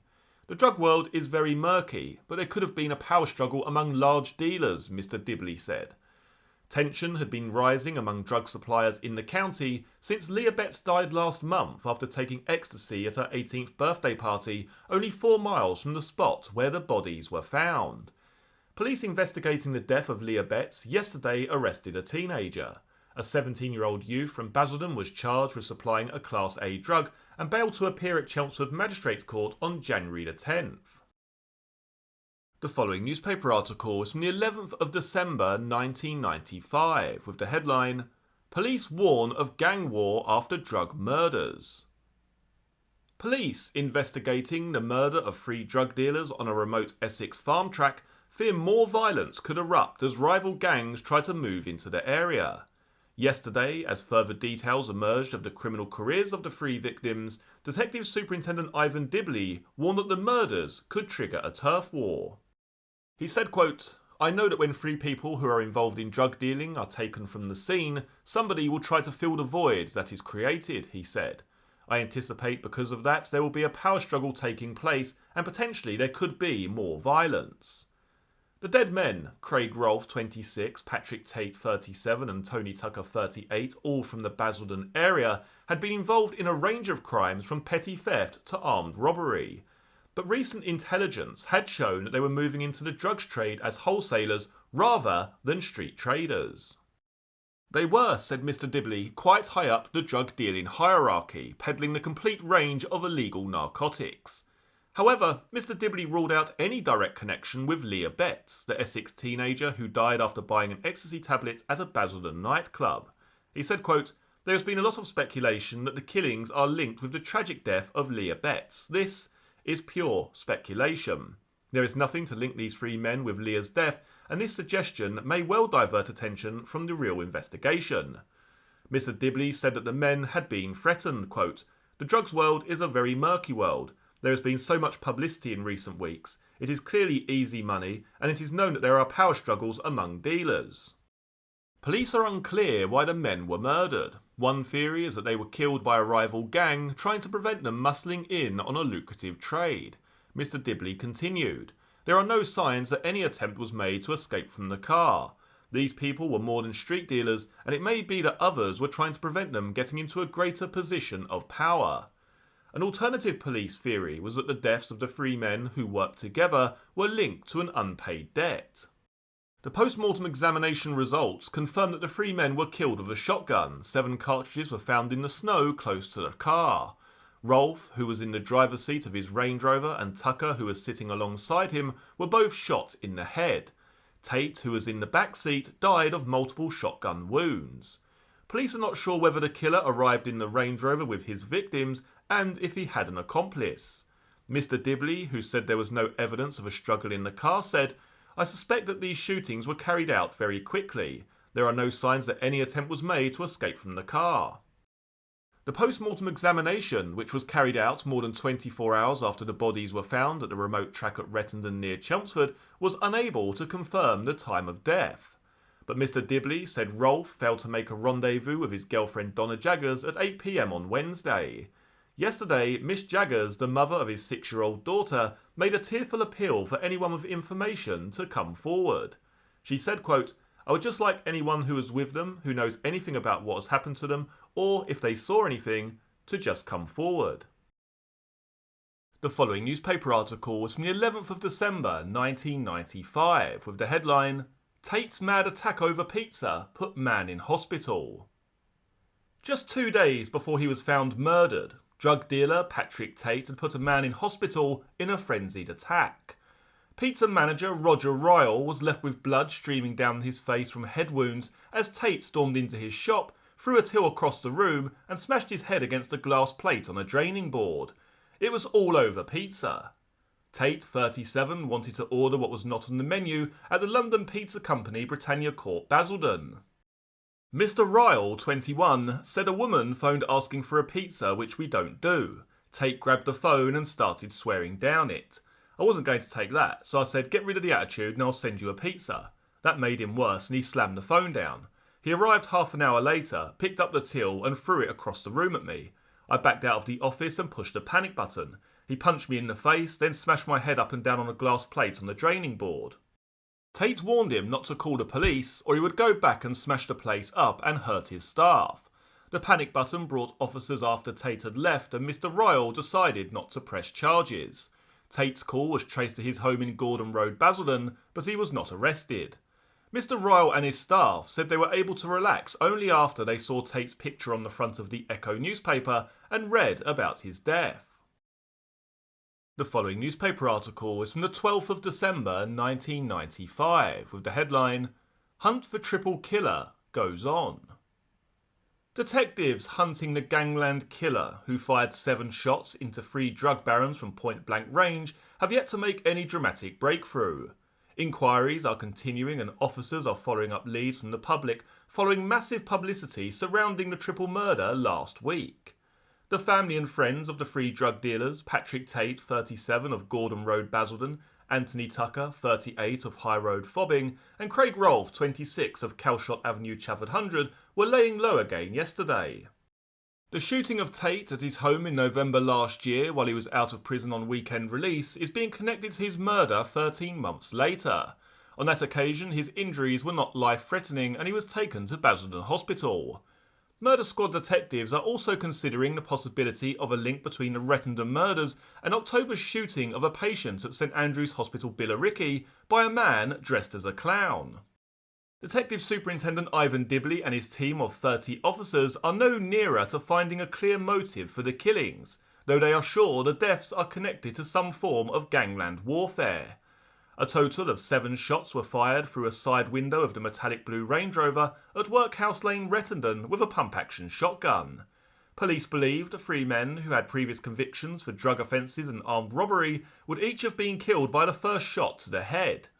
Murder Squad detectives say the response to pleas for information is disappointing. They are seeking details about the Range Rover the men were executed in on a farm track at Rettendon near Wickford. The vehicle registration is F424NPE. The police would also like to interview anyone who had sightings of people acting suspiciously near the scene between late evening last Wednesday and 8 a.m. the following morning. The following newspaper article is from the 13th of December 1995 with the headline, "How do you want to die? A single shot or piece by piece with an axe?" 3 drug barons executed in a country lane were offered a chilling choice of how they died: blasted through the head with a shotgun or hacked to pieces with an axe. Patrick Tate, Tony Tucker and Craig Rolfe opted for the gun.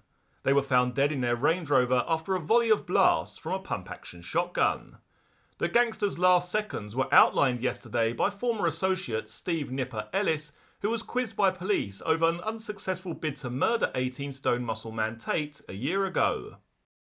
Ellis, 30, said, quote, "They were given 2 options. They could be taken apart with an axe, starting with their fingers, moving onto their hands and then their legs. Or they could opt for the quick way out, an execution shot through the back of the head. They were told either way you're going to get it, there's no escape. Tucker and Tate messed their trousers first, then took the shots. Tate, 37, was executed with 2 blasts to the head and 1 in the chest in the back of the car. Tucker, 38, and henchman Rolfe, 26, were slumped in the front seats with their brains blown out." Ellis, dubbed Nipper because he is just 5 foot 5 inches tall, confirmed the 3 were lured to the snow-covered farm track in Rettendon, Essex with the promise of another drugs deal. He said, quote, "They had double-crossed too many people. They had made too many enemies. They often went to these meets, snatched the supplies and beat up the suppliers, but they did it once too often and were set up themselves." Detectives believe the thugs were driven from the rendezvous spot to the murder scene at gunpoint, then ambushed by at least 2 other gunmen. Ellis, who has a string of convictions, is a suspect for the triple murder because of his arrest for an earlier attempt on Tate's life. He said, quote, "It wasn't me who did the shooting. I just know what happened from a very reliable source. But I'd love to shake the hand of the man who did it. He's my hero, and I will regret to my dying days that I could not take the credit for it." The first attempt to kill Tate came at his £250,000 bungalow in Basildon, Essex a year ago. A brick was thrown through the toilet window while Tate was in it. When he peered outside, a gunman opened fire with a revolver from close range. Tate raised his right arm to shield his face. The bullet hit him in the wrist, travelled up his arm and smashed bones in his elbow. Ellis, who had fallen out with Tate and Tucker, said, quote, "Tate identified me as the gunman, and Tucker and Rolfe told police I had chased them with a pump-action shotgun. I was arrested, but the case was never pursued because checks ruled out my gun as the weapon, but Pat Tate was 100% sure it was me and swore revenge." Ellis told how he fell out with Tucker and Tate late last year. He said, quote, "It was all over some silly remark I made on the phone. Next thing I knew, Tucker and Rolfe came round to my home in Essex. Tucker stuck a loaded pistol into my temple and threatened to kill me. They then came after me with a machete and threatened to hack off my hand and foot. Then they looted my house and left their filth plastered all over the stuff they left behind. I couldn't take any more of it. I went out and bought a Smith & Wesson for £600 and a bulletproof vest for £400. I might be small, but someone had to stand up to them." Ellis told how after the attempt on Tate's life, he was invited to meet Tate in hospital to sort out a misunderstanding. But he found out Tate had a gun hidden in his hospital bed and was planning to execute Ellis as he stepped through the door.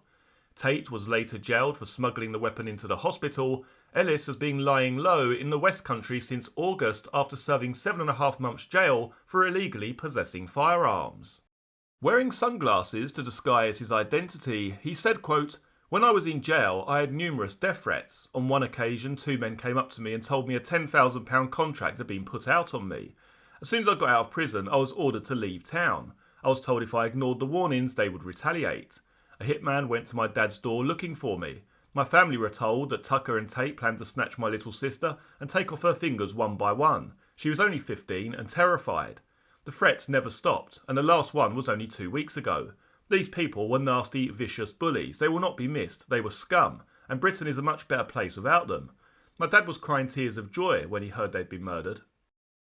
Detective Superintendent Ivan Dibley, who is in charge of the triple murder investigation, last night asked the Sun newspaper to put him in touch with Ellis. He said, quote, "Because of the previous incident, it is in our interest and his to eliminate him from this inquiry."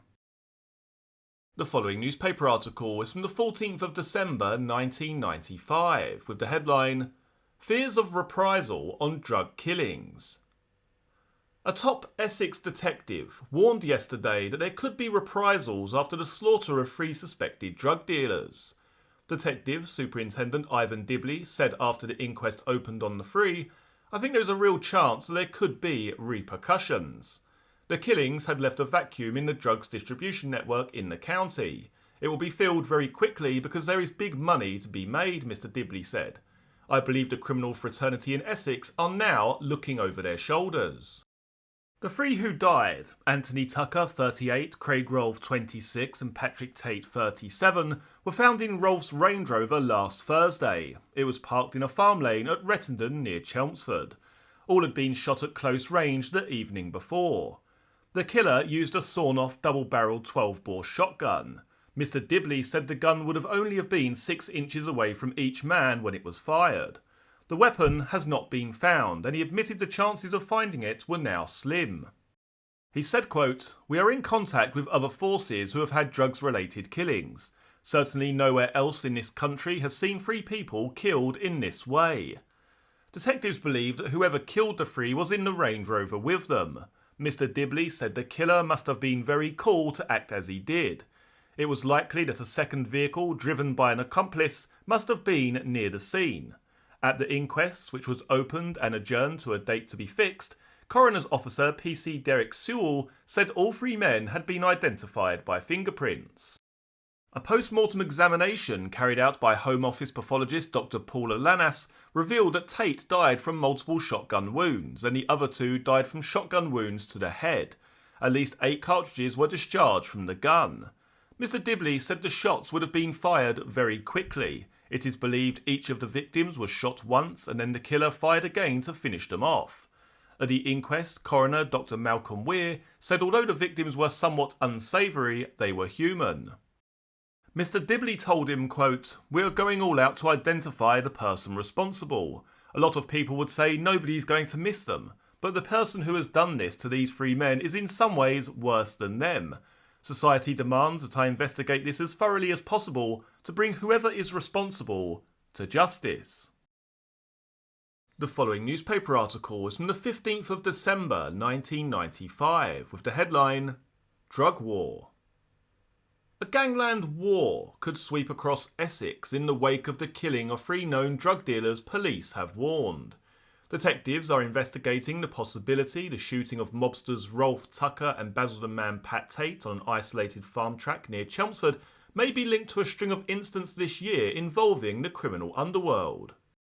Known criminals Tate, 37, Rolfe, 26 from Chafford 100 and 38-year-old Tony Tucker from Fobbing were gunned down in cold blood in Rolfe's Range Rover last Wednesday evening.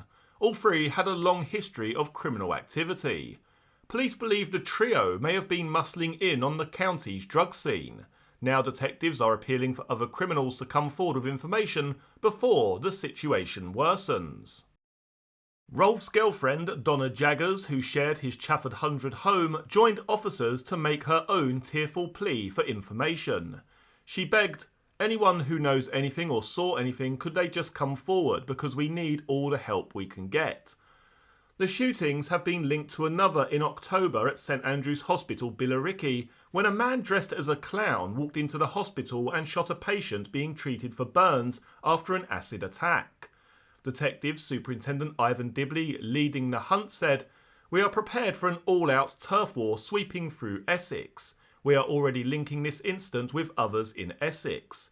There could be other incidents yet. Another gang may step in to take over the void left behind by the 3 shootings." Detective Superintendent Ivan Dibley could not confirm if the incident was connected with the ecstasy pill which claimed teenager Leah Bett's life last month, but he hinted the 3 were high up in the drugs hierarchy. Police are appealing for anyone with information about the murders to contact the incident room. 2 youths aged 17 were arrested on Friday and charged with selling Leah Betts the killer tablet and have been bailed to appear before magistrates on January the 10th. The following newspaper article is from the 28th of December 1995 with the headline, "Last Journey for Murder Victims."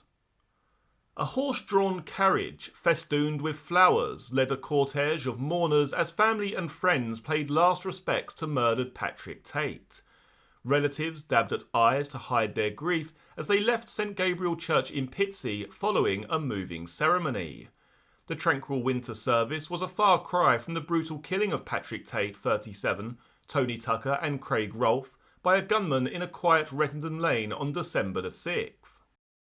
Friends and family had earlier gathered at Tate's Gordon Road house in Basildon on Friday, later following the carriage carrying the coffin to the church. Police directed traffic as a bell tolled for the 25-minute service in which a brother gave a touching tribute. 4 Daimler limousines carrying loved ones followed 2 hearses stacked with flowers. One floral tribute simply said, "Daddy." A card attached read, "Thanks for the good times, I'll never forget you, your baby son." A large tribute made out of individual lettered floral wreaths read "Brother." It said, quote, "You'll always be in our thoughts and never forgotten in all our lives."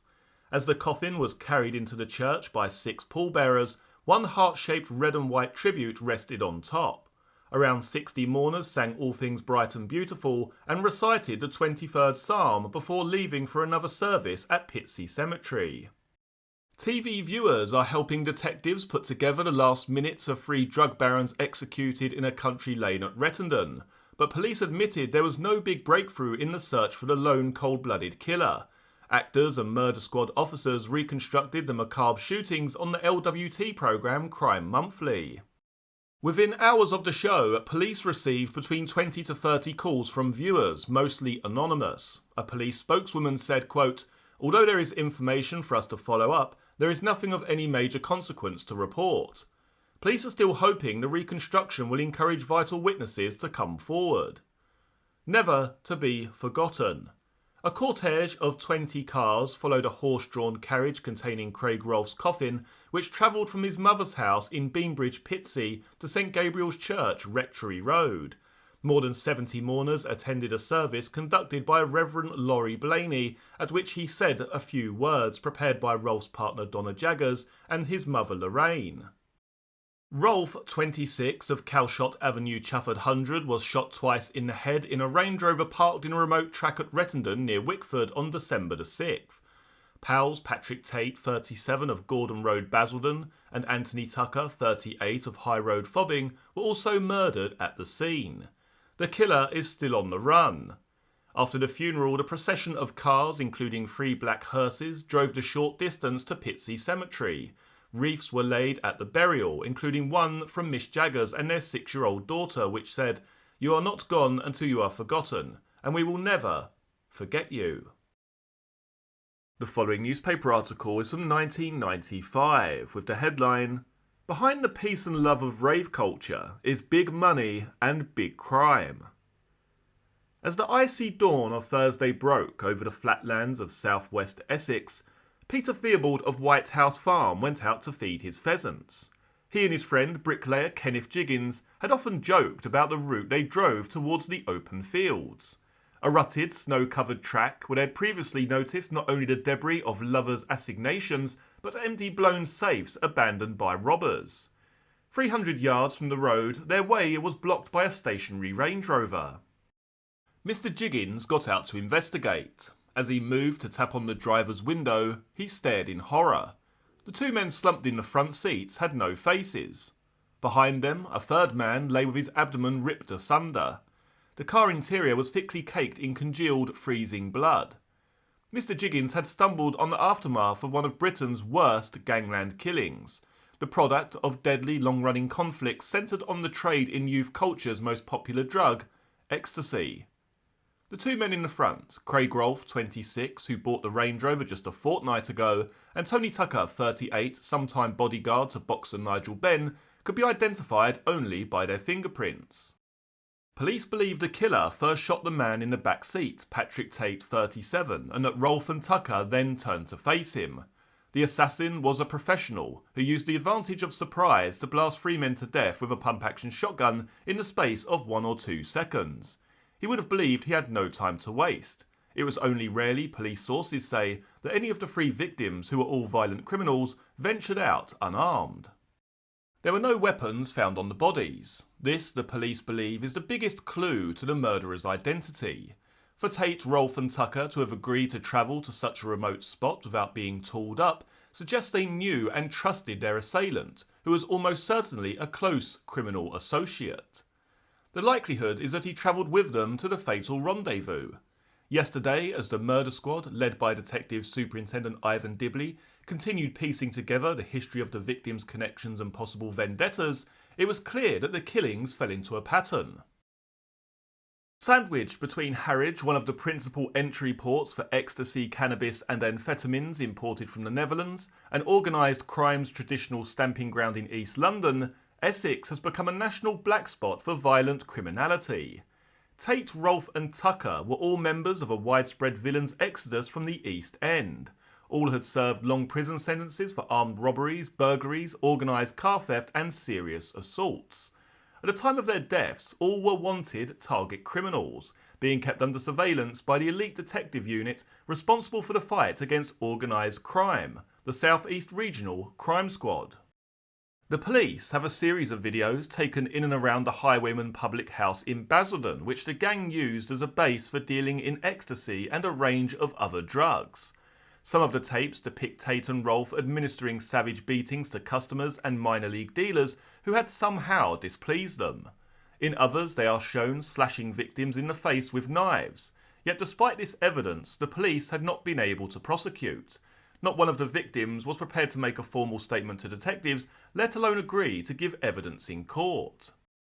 Tate himself had been on the receiving end of earlier vicious attacks, and he too had refused to talk to the police. Not, however, through fear, but as a result of the unbreakable underworld taboo against becoming a grass. Last year, he was shot in the arm on his Basildon doorstep. The incident led to his own appearance in court, charged with possessing an illegal firearm found beneath his hospital bed. He was released from jail only 5 weeks before his death. In his case, it was already grimly apparent. Another few months in prison had done nothing to rehabilitate him. On the night before his murder, he ordered a home delivery pizza with different toppings on each quarter. Told this was not on the menu, he drove to the restaurant, hurled the till against the wall, then brutally assaulted the manager Roger Ryle, punching him and smashing his head against a glass plate stacked in the sink. Mr. Ryle suffered severe cuts and concussion, but he too declined to press charges after police warned him that Tate, an 18-stone bodybuilder, might easily decide to return to do more damage. On an earlier occasion, when he was wanted for robberies, Tate hurled an off-duty police officer through a plate glass window after he was seen in a supermarket. 2 years ago, he attacked 3 officers escorting him to court and overpowered them. He escaped on a waiting motorcycle which had been provided by his associates and ended up in Spain.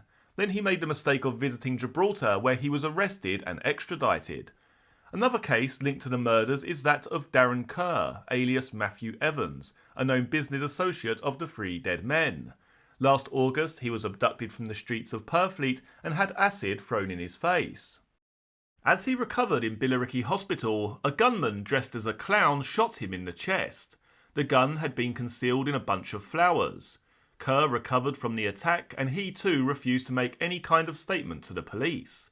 But the murder squad is working on the theory that the clown with the gun and the White House Farm killer may be the same man. In moving from robbery and other forms of theft to the lucrative trade in drugs, Tate, Rolfe and Tucker conform to a wider pattern. Tate is known to have formed a close relationship with the leading Basildon crime family, for whom he is thought to have been working during his time in Spain. Detective Inspector Barry Cooper of the National Criminal Intelligence (NCIS) Drugs Unit said, "The people involved with the sale and to some extent the UK manufacture and importation of ecstasy and amphetamines are traditional criminals who have entered the trade for money, with established criminal connections. Some of them are East Londoners in their 50s and 60s who have been around a long time. They were street thugs in the 50s, armed robbers in the 60s and 70s, then maybe importers of cannabis. In my 28 years of police service, they are people I have known about for a long time. They have a wide variety of convictions, including serious violence. You are dealing with an economic commodity, and if you invest money, sometimes you have to protect your investment." This, Mr. Cooper went on, is the inescapable reality behind the peace and love message espoused by teenage rave culture, which since the late 1980s has sponsored the spread of ecstasy to the point where it is everywhere. The following newspaper article is from the 15th of January 1996 with the headline, "My son was no drugs baron." The mother of murdered Pat Tate has claimed that her son was no drugs baron and died trying to protect his friend targeted for a revenge killing. Pat, 37, of Gordon Road, Basildon, was one of the trio found shot dead in a Range Rover in Rettendon early on Thursday, December the 7th. They were believed to have been lured to their deaths by a rival gang. But his mother Marie, 56, said the 6'3" 18-stone heavyweight had only attended the risky undercover meeting to support his pal Tony Tucker. She is convinced Tony, 38, of High Road Fobbing, and the other victim Craig Rolfe, 26, of Calshot Avenue, Chafford 100, were taken out by drugs rivals in a revenge attack for the drugs death of Kevin Whitaker in November 1994. She is emphatic that her son was not involved in that. Chelmsford coroner Dr. Malcolm Weir recorded an open verdict into Kevin's death after his drugged body was found in a ditch in Dunton, but his parents always claimed he must have been murdered by being made to take an overdose. Kevin's father Bert said, quote, "We believe Rolfe and Tucker were involved, but nobody came forward to say how it happened. Tucker was definitely at the inquest and Craig Rolfe had a warrant served on him to attend. He said Rolfe denied at the inquest that he knew Kevin, but was shown phone bills proving that his number had been rung from Kevin's house. And he added, quote, "We heard there was a contract out on Rolfe and Tucker, but how and if they did this to Kevin, we don't know."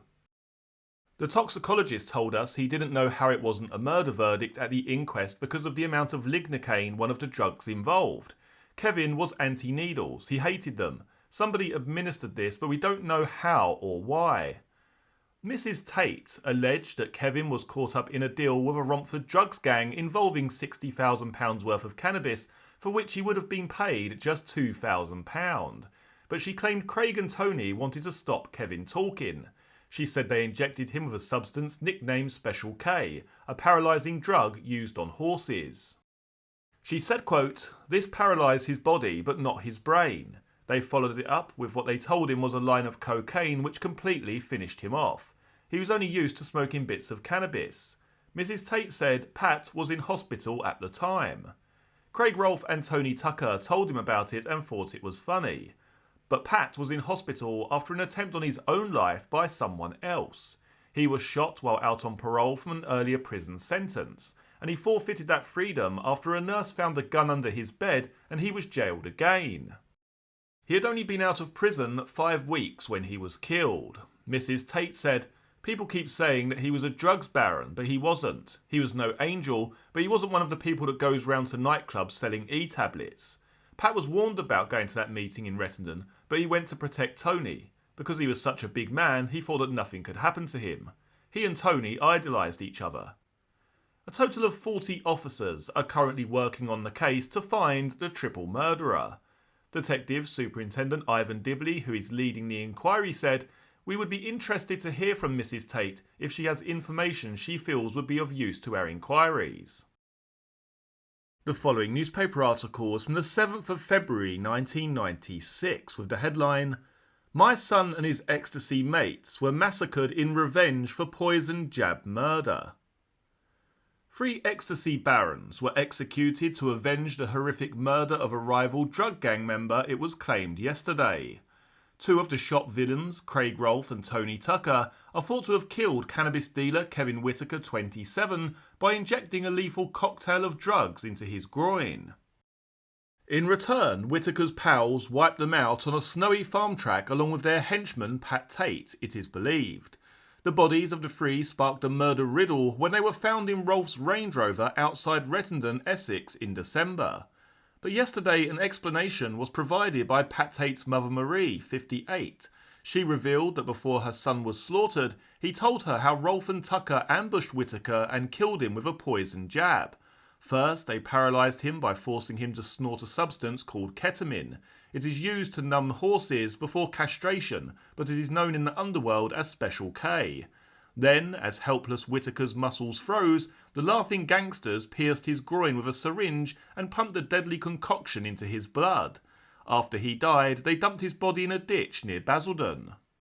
Marie told how Whitaker, the father of a baby boy, was working for a rival gang in Romford. She said Rolfe snatched a bag containing £60,000 of cannabis from him before he was killed. And she added, quote, "I am firmly convinced the rival gang decided to get even with Rolfe and Tucker over Kevin's death and the theft of the cannabis." She insisted her son had nothing to do with Whitaker's murder, and he was killed on the farm track only because he tried to protect Tucker, a drug trade Mr. Big, whose dealers included one who sold an ecstasy tablet to tragic teenager Leah Betts. Although an open verdict was recorded at Whitaker's inquest, the results of a Sun investigation back Marie's story, and police believe her account of the initial murder is probably close to the mark. Marie said Tate blurted out the truth about Whitaker's grisly end when she visited him in a Basildon hospital hours after the killing attempt on November 17, 1994. Tate, 37, was recovering after being shot in a failed assassination attempt, and unknown to his mother, he had hidden a gun in his bed to protect himself. He was also high on drugs smuggled into the hospital, which Marie said, quote, obviously loosened his tongue. Bodybuilder Tate told how Rolfe, 26, and 38-year-old Tucker, one-time minder of boxing champ Nigel Benn, gloated over Whitaker's death during a visit to his bedside. Marie said, quote, they told him with relish what they had done. Rolfe laughed because he thought he had got away with murder. Then Tate, who served time for armed robbery, went on to describe Whitaker's fate in chilling detail. Marie said, Kevin was forced to snort a substance nicknamed Special K. He was numbed from head to toe, but his brain and his mouth were still functioning. He was bundled into a cream-coloured BMW, unable to defend himself. They pulled down his trousers and all he could do was look at them pitifully, plead with them not to hurt him, and ask what they were going to do to him. They laughed in his face and injected him in the groin with a deadly mixture of drugs. Then they drove him to a parking spot down a country lane and dumped his body in a ditch. The mother added, quote, I was horrified at the time and too frightened to talk. But now my son is dead and I want everyone to know what evil people are out there. Rolfe, Tate and Tucker are thought to have been lured to their deaths by the promise of a drugs deal. Police believe their killer, who finished them off with rapid fire from a pump-action shotgun, travelled with them in the back of the Range Rover. Marie said, quote, "Pat, Tucker and Rolfe were all big men pumped up with steroids. My son never went anywhere without his mobile phone in his hand and a gun in his inside pocket. It took a brave and very clever man to ride in that car with them and kill them before they had a chance to make a move. He is very capable of killing again." The assassin has not been caught. Police remain unconvinced the hit was motivated by revenge and believe it was an inside job carried out by a double-crossing member of the victim's own gang. But a Sun probe has uncovered startling links between Whittaker and Rolfe, and we learned that huge amounts of dangerous drugs were found in Whittaker's body. Our probe revealed he acted as a go-between in cannabis deals, and an itemised phone bill shows he called Rolfe's mobile from his father's home 4 times in the hours before he died. A message asking him to contact Rolfe was also logged on his radio pager, and his friends told how he made no secret of the fact he was heading for a rendezvous with Rolfe on the night he died. Whittaker's family are convinced he was killed by Rolfe and Tucker, but was written off by police as a junkie who overdosed. Detectives could find no evidence to support the murder claims, and at an inquest, coroner Dr. Malcolm Weir called the death most inexplicable. But the Sun discovered that high concentrations of cocaine, ecstasy, cannabis and ketamine were found in Whittaker's blood. There was also a devastating dose of lignocaine, an anaesthetic drug used as a cutting agent for cocaine. 8 micrograms of lignocaine in a milliliter of blood can kill. The level in Whittaker was 3 times that.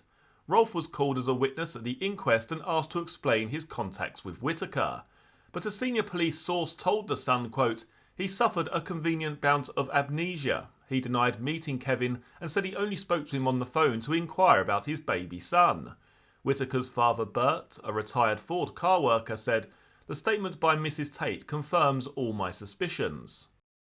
He told how his son was debt-ridden and frightened, and he added, quote, "Kevin did not abuse drugs and was not suicidal." Alison Picton, mother of Whittaker's 1-year-old son Lewis, called the dead man a devoted dad. Alison, 23, added, "He would never have killed himself."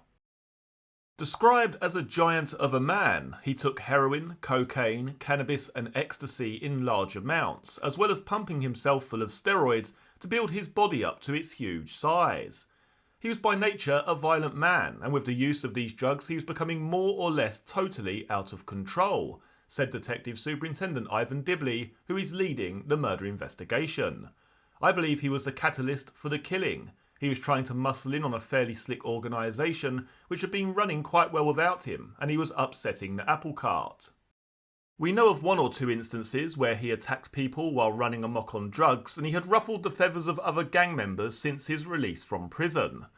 Police believe the 2 other victims, Craig Rolfe, 26, and Tony Tucker, 38, might simply have been in the wrong place at the wrong time. The following newspaper article is from the 29th of February 1996 with the headline, "Jealous drugs boss shot his own pal." Murdered drug baron Tony Tucker has been blamed for shooting his own friend Pat Tate and then supplying him with a gun and drugs while he was recovering in hospital. The fateful alleged shooting came a year before both men were slaughtered. Tucker, who was slain alongside Tate and Craig Rolfe on a deserted farm track in Rettendon last December, either carried out the 1994 shooting himself or arranged it and then planted the gun on one of Tate's other pals, it is claimed. A friend of Tate claims Tucker was jealous of Tate's friendship with the other man. The shooting paints a picture of Tucker as a jealous man capable of doing anything to make sure he got his own way. The incident happened in 1994 as Pat Tate was at home preparing to go to Tucker's party in London. He was in his bathroom shaving when the glass was shattered by a bullet which hit him in the arm. Tate's friend, a woman who does not want to be identified for fear of reprisal, says Tucker stoked Tate's fear and paranoia after the shooting by giving him a gun to protect himself while he was in hospital. She also claims that Tucker supplied Tate with drugs while he was in his hospital bed. The gun which fired the bullet was then allegedly planted at the home of a friend of Tate's. The pal was allegedly questioned about the shooting, but no one was ever charged. Tate had not long been out of prison when the bathroom shooting occurred. He had been jailed in November 1990 for 6 years for robbery and drugs charges, but was let out in July 1994 on licence. When the pistol and drugs were found, Tate's licence was revoked and he was sent back to prison to serve the remainder of his sentence. He was finally released on October the 31st last year, weeks before he and the two other men were shot dead, their bodies discovered in a Range Rover. Police believe the Rettendon shooting was part of a drugs turf war. Tate's mother Marie confirmed that Tucker had supplied her son with drugs and the gun which was found under his hospital bed. She said, quote, "Pat could see no wrong in Tony, even when Pat was caught with the drugs and the gun. Tony said he would own up and take the blame to keep Pat out of prison, but he never did." The following newspaper article was from the 1st of March 1996 with the headline, "Drug War Alert." An all-out gang war to settle control of the drug trade in South Essex was the grim prospect portrayed by police bosses for TV viewers at the weekend. The dire warning came on Sunday's London weekend television programme London Tonight, which showed violence among the drug barons of South Essex spiralling out of control. Essex police have now confirmed that the battle against the drug trade has become their top priority. According to police, more murder and mutilation in answer to the assassination of Basildon gangsters Pat Tate, Craig Rolfe and Tony Tucker at Rettendon last December is expected soon. Superintendent Ivan Dibley, who is leading the inquiry into the Rettendon shooting, said, "When 3 people of this calibre are murdered, there will be no shortage of people wanting to take their place. Violent reprisals from the friends of the deceased or from someone close to one of those murdered must be expected." Also screened was the horrific tale of drugs, torture and extortion surrounding recently jailed Jason Vella and his Basildon and Tilbury-based gang. An Essex police spokesman said, quote, "The arrest of drug traffickers is one of our key objectives. We are holding a major conference on March the 20th with other agencies, including educationalists and the probation service, to see how we can tackle the drugs problem." The following newspaper article was from the 7th of March 1996 with the headline, "The Hit." They have a new parlour game in the Essex village of Rettendon, and no one plays it better than Peter Theobald and his wife Frances. Murder Mystery is a game of mental gymnastics, its aim to formulate a theory, necessarily incredible, to weave the few known facts into a complete account of what happened 300 yards from their living room. The Theobalds from Farming Stock were at it again the other night over tea and walnut cake. He wondered why there was so little mess when he made his discovery on an icy winter's morning. She was struggling to explain how they could have driven to the remote spot behind their White House farm during the evening rush hour as police supposed, and why nobody had seen them as they waited for several minutes before completing the right turn in their Range Rover. Quote, "Perhaps they were already dead," she suggested, returning to one of her favourite themes. There were 3 bodies, victims of a shotgun assassin as they sat in the lane. Craig Rolfe, 26, was in the driver's seat. His boss, Tony Tucker, 38, friend to the stars, was in the front passenger seat, and in the back was Tucker's boyhood friend, Pat Tate. It was a fearsome crime, except many locals thought good riddance to drugs rubbish. They were drug dealers, but none was Mr. Big, even in Essex. They were speculating at the spanking new police station in South Woodham Ferrers. It has a lovely new incident room, and as the officers moved out after investigating the death of teenager Leah Betts, it seemed only right Ivan Dibley and his squad of 40 should move in. The station was officially opened 3 weeks after their murder inquiry got underway. The forum for a classic detective story. Some detectives believed the gunman was in the Range Rover with his victims. His 3-shot pump-action 12-bore shotgun, a little sawn off perhaps, picked up at the murder spot as he clambered out to open a gate. Others think he stepped out of the shadows after the Range Rover's occupants were lured to Workhouse Lane, regular home to courting couples. Others still favour a hybrid. The gunman was indeed waiting, but the man who ordered the murders had hired a professional hitman and arrived with the others in the back seat, a trusted colleague or friend. They died in under 2 seconds, and only one, Tate, seemed to know anything about it. How much, as almost everything in this case, is conjecture. A post-mortem examination highlighted a combination in his bloodstream of heroin, cocaine and cannabis. He was, after all, an 18-stone bodybuilder. A room darkened as he entered it, one associate was to remark. There were, in the first few weeks, an array of flowers left at the scene, mysteriously dropped by unseen hands in the dead of night. One paid tribute to the man on the back seat, who took 2 shots to his head and 1 in the stomach. "A wonderful man," it read. "Poison did this to you." Nearly 3 months on, there are no more flowers. Ivan Dibley, 50, one of 3 detective superintendents in Essex, was on a day off on December the 7th last year. He was breakfasting at home in Chelmsford when the call came just before 8:30 a.m. He reacted calmly, going off to the shops to do his early morning chores before taking over the investigation. He had headed more than 25 murder investigations in the previous 5 years. It rankled that 2 remained unsolved. But 1995 had been a good year. He had cleared up 10 murders in as many months. He had never headed a triple murder inquiry before. It dawned on him that this, his biggest case, was to be his last. He was retiring at the end of April after 32 years in the force. Only 30 minutes had elapsed since Ken Jiggins, 47, arrived at Peter Theobald's door, ready to help his friend feed the 800 pheasants kept in fields at the 130-acre farm. Theobald ran a shooting range, and the birds had to be fed twice a day. Jiggins was a bricklayer, and the frost was too severe to work that day. They skipped tea, and Theobald started up the Land Rover, scraping thick ice from its windows. It had begun snowing about 4 p.m. the previous day, and continued into the early hours when frost had set in.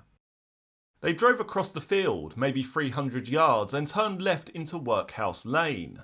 There, in front of a locked gate leading to an angler's carp pond and the shooting area, was a metallic blue Range Rover. Its windows, despite the ice, were clear, and the pair could see 2 men in the front seats. They looked asleep, and Jiggins jumped out to ask them to move aside. Theobald was wondering if they were poachers, when Jiggins, who had tapped on the driver's window, shouted out, "There are 2 dead men here." He used his mobile phone to alert the police, while Theobald went to check. As well as the 2 in the front, he saw another man dead in the back, slumped across the seat.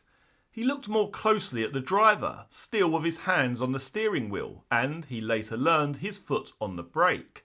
There was a round 2-inch entry wound behind his ear, exiting out of his mouth. Familiar with firearms, Theobald was astonished to learn that the men had been slain by a shotgun, and that each had 2 wounds to the head. There was some blood seeping from the Range Rover, but nothing like the mess he would have expected. His favoured murder mystery scenario was to posit a killer in the back seat, shooting the men in the front from 6 inches with the rifle pointing down. But that left his fellow players wondering what his backseat companion was doing as the shots were fired. Maybe he thought he was in on the hit, or perhaps he was too drugged to react. Rolfe, a father of a 7-year-old daughter, was the first to die, police believe. A small-time hood, he was the driver, and the automatic gear shift was still switched to drive. The ignition was off, but said Dibley he looked as if he had pulled up at a set of traffic lights. Alongside him was his boss Tucker, minder to ex-WBC super middleweight champion Nigel Benn. He ran a lucrative security agency for clubs around Essex and East London and pocketed maybe £1,500 a week. Like the others, he had a fine lifestyle, living in a £250,000 home and driving fancy cars. He was like scores in Essex in the drugs business, a wholesaler who never dirtied his hands. He was big in Basildon, but hardly serious enough to merit such special treatment. His bouncer business gave him the outlets, and Rolfe, who had a cocaine problem, was a trusted gopher, no more. Tate, who had a 2-year-old son, was out of prison for no more than 6 weeks when he died. He had a much more serious criminal record than the others, including convictions for drug offences and armed robbery. He had once escaped from the courthouse at Billericay, making off on a motorcycle driven by an accomplice. Heading for Spain, he made the mistake of visiting Gibraltar and was extradited back. He was out of prison on parole and enjoying a shave when the gunman came. He threw a brick through the window and as Tate reacted, fired once. It hit Tate in the arm and he was taken to hospital. Staff discovered his secret stash of drugs and his handgun beneath his pillow. Tate's licence was revoked and he was returned to prison. Tucker, a friend from childhood, looked after his second-hand car business. One man questioned over that attack was Stephen Ellis. He raced off to a new identity in the West Country in apparent fear of reprisal and took to wearing body armour. He popped up a few days after the triple murder with a suspiciously graphic account of how they died. The trio had been given a choice: death by a single shot or through hacking, bit by bit. Tucker and Tate had messed their trousers. Great tale, little of it true. When Tate had come out of prison, Tucker wanted to give him a place in his drugs organisation, more of a franchise operation than an independent outfit. But as even his mother admits, Tate was a liability. Tucker and Rolfe were hardly adverse to beating up those who crossed them, but Tate, a violent man driven crazy by drugs, was out of control. The night before he died, he telephoned the London pizza company at Basildon. He told Roger Ryle, 21, the manager, he wanted a specially made pizza with 4 different toppings on each quarter. Ryle was busy and he was annoyed at the caller's attitude. He hung up. Tate was there within minutes. He picked up the till, smashed it against a wall, he punched Ryle, then smashed his head into a glass plate on the sink. Ryle, like others crossed by the trio, declined to press charges. After the murders, the rumours flew. One suggestion was they were trying to muscle in on someone else's patch. Another had them heavily in debt. And a third indicated they had been double-crossed after hiring a £20,000 hitman to take out a rival drugs dealer. There was one claim that it was a revenge attack for Leah Bett's death, with Tucker probably the ultimate dealer, and another which made Dibley chuckle, quote, "There are members of the public who even think the police did it. Bollocks. None of the dead men's families is talking. They have a good idea. But they are afraid." Dibley, with a team of 15 detectives, says, quote, "The public aren't too happy either about so much time being spent on such lowlife. But my job isn't to moralise. The killers have to be caught. There is to be no tit for tat yet, and that has surprised me a little. But some intelligence indicates the families are keen to give us a chance to sort it out." He has 5 more weeks to solve the case. There is no concrete evidence to say whether the killer travelled in the 7-year-old Range Rover bought by Rolfe 2 weeks earlier or appeared at the scene. Nor is it certain whether he had an accomplice or a getaway car, nor whether he was a professional hitman. But Dibley has a best guess scenario. He knows the 3 men were planning to go for a meal that night with girlfriends to a Basildon restaurant. Kick-off was to be 8 p.m. A telephone call came in the late afternoon. Both Tucker and Tate were still holding their mobile phones when they died. But Dibley believes the call came in from a public telephone the trio used to circumvent itemised bills. It was someone they trusted, summoning them to a meeting. They didn't think they would be long. He has no idea why Workhouse Lane was the meeting place or whether it was familiar to them. Although quiet, it was far from deserted, but there is a pond nearby and often drug smugglers hid stashes underwater. None was armed when discovered, not even Tate, who went almost everywhere with a gun. Dibley believes it unlikely guns were taken from them, so they trusted whoever was behind the killings. The gunman didn't pick up the 8 spent cartridges. It was dark and would have taken too long. He fired off 3 shots quickly, killing Rolfe, then Tucker. They would have known nothing. Tate might have reacted and the first shot to hit him was probably the one through his abdomen. The gunman reloaded twice. Each was hit twice in the head, although probably already dead. Tate took an extra shot. Quote, "The fact that he reloaded twice when his victims were already dead means it was done in an act of vengeance," says Dibley. The motive was Tate. Increasingly out of control, Tucker had tried to give him a place in his drugs hierarchy. That, allied to Tate's behaviour, had infuriated others. Tucker and Rolfe, according to this version, were taken out incidentally, but police in Essex will shortly reopen their investigation into the death of Kevin Whitaker, 28, who died of an apparent overdose in November 1994. He was a drug courier, an associate of Rolfe. His parents and Tate's mother believe he was murdered over a drug debt. His killers, Tucker and Rolfe. Tate's mother, Marie, said her son told her about it when she visited him in hospital after he was shot. Whittaker, whose parents were horrified to discover his link with drugs, disappeared from their home on November 17th, 1994. He had brought round his 6-month-old son Lewis, but had gone out when Rolfe called him for the umpteenth time. Almost 30 hours later, police arrived on the Basildon doorstep of Bert and Joan Whittaker to tell them their son had been found, dumped by the roadside. That Whittaker had died from a drug overdose there was no doubt. Police, seeing needle marks on his right arm, assumed at first he was an addict. They believed his death might be suicide, and other drug users had moved his body, terrified the police might prosecute them for drugs offences. There was an inquest at Chelmsford a year ago. Rolfe called to give evidence, at first denied knowing Whittaker, then admitted he had called him when confronted with itemised phone bills. Quote, "We realised there was more to our son's death," said Joan Whittaker, 64, and then Mrs Tate, after the deaths, claimed Tucker and Rolfe had injected Whittaker in the groin with a paralysing drug often used on horses known as Special K. The victim is powerless but conscious. Whittaker was then injected with lignocaine and died. Mrs Tate thinks Whittaker's friends avenged his death. Her son was the innocent party. But Whittaker was small fry, and although police now believe Rolfe and Tucker murdered him, they feel it had nothing to do with last December's events at Workhouse Lane. Dibley, who remains strangely bullish, has made one arrest. A 27-year-old decorator from South London was held in a joint operation with Scotland Yard and was charged with firearms offences. He is remanded in custody and he said, quote, "We're not frustrated.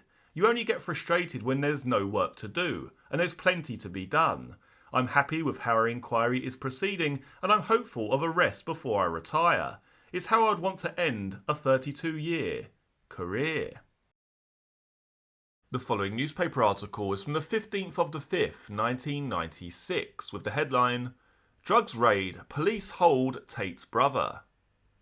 The brother of murdered drug dealer Pat Tate was arrested at his Hadley home yesterday after allegedly being involved in a drug smuggling deal. Married Russell Tate, younger brother of notorious gangland boss Pat, was one of 6 men arrested in dawn raids all over Essex. Cannabis resin worth £30,000 was seized in a joint operation between Essex Police, the South East Regional Crime Squad and Customs and Excise. But police confirmed that the drugs were not found in Russell Tate's home. A police spokesman said, "The arrests were made by officers investigating the triple murder on a Rettendon farm track last December. Used car dealer Russell, 34, had just returned from a holiday in Spain, which he spent without his wife Nikki and their 3 children. His mum Marie, who has always maintained gangland villain Pat's innocence, defended her youngest son.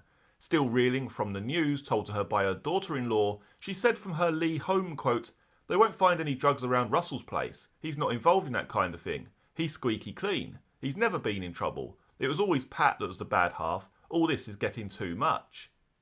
Police are still trying to find out what happened to drug dealer Pat Tate, 37, from Basildon, found blasted through the head with 2 pals, Craig Rolfe and Tony Tucker, 38. The 6 men are due to appear before Chelmsford magistrates today.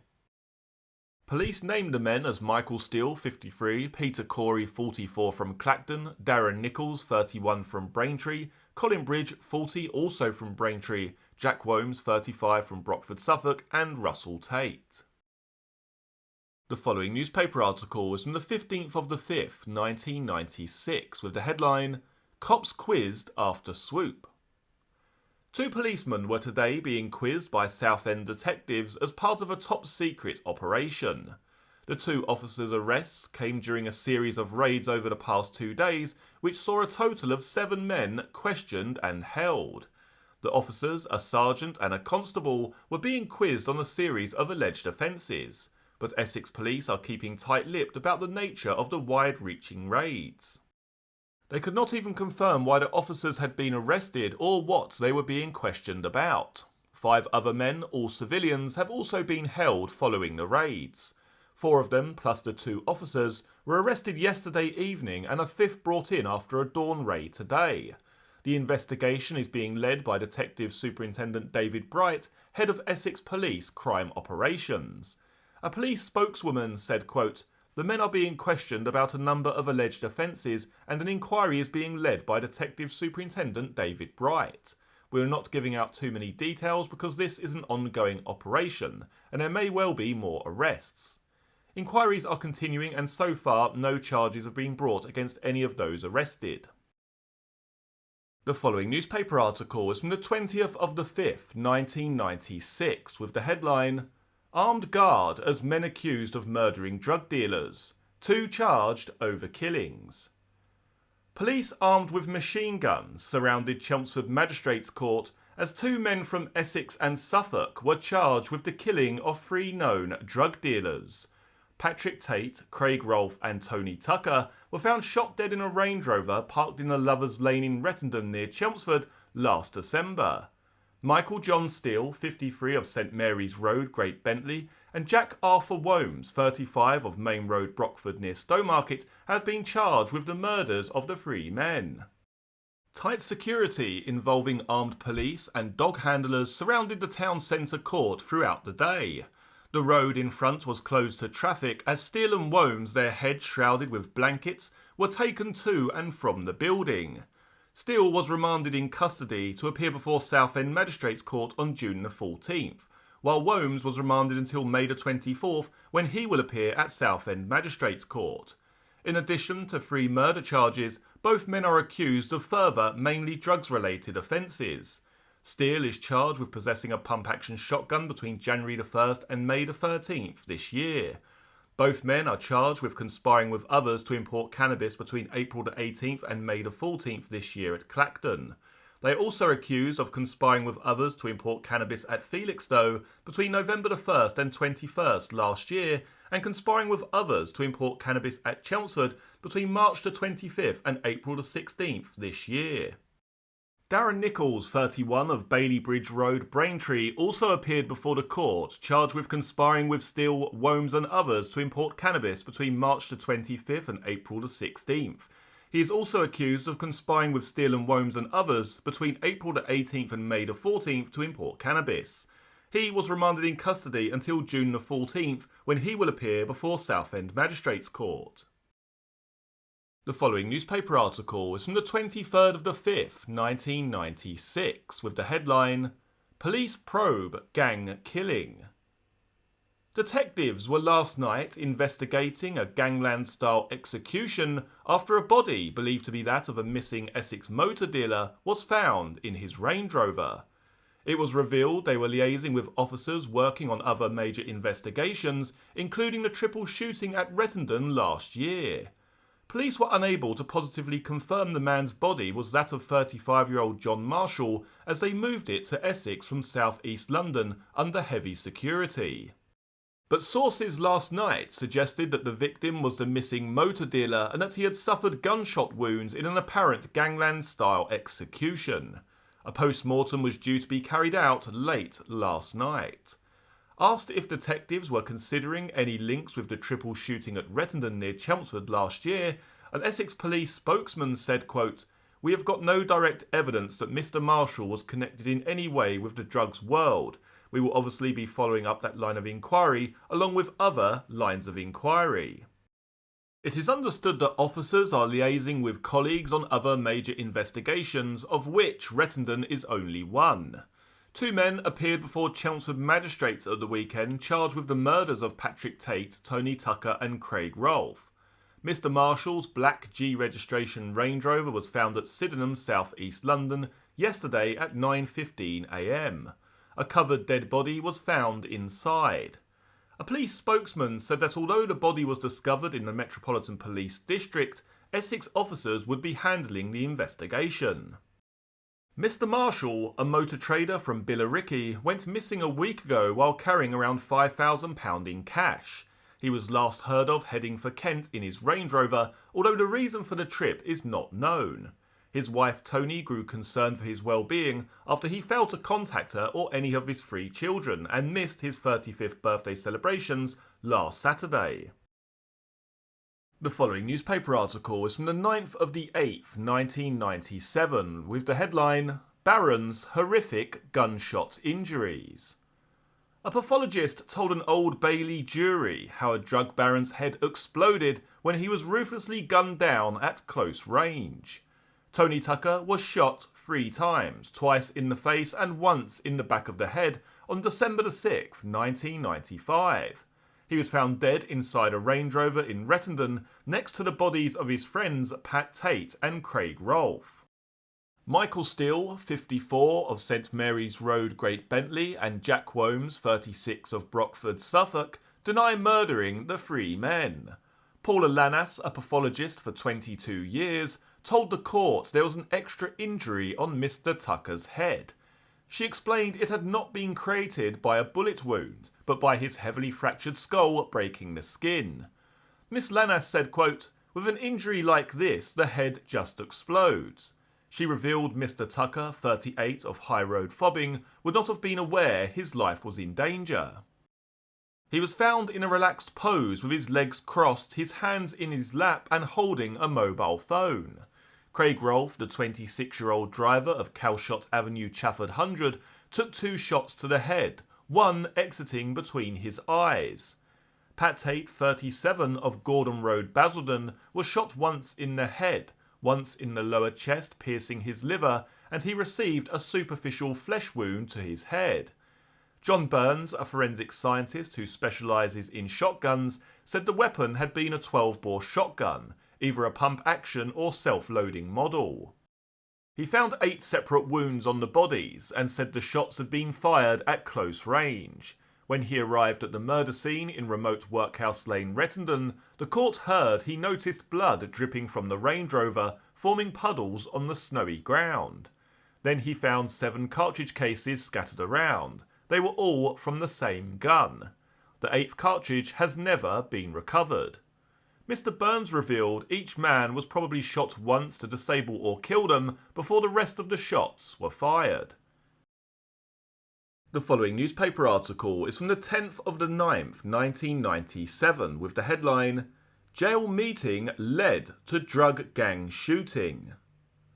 A chance meeting in a Suffolk jail was to lead to the deaths of 3 drug barons who were found shot dead inside a Range Rover, a court heard.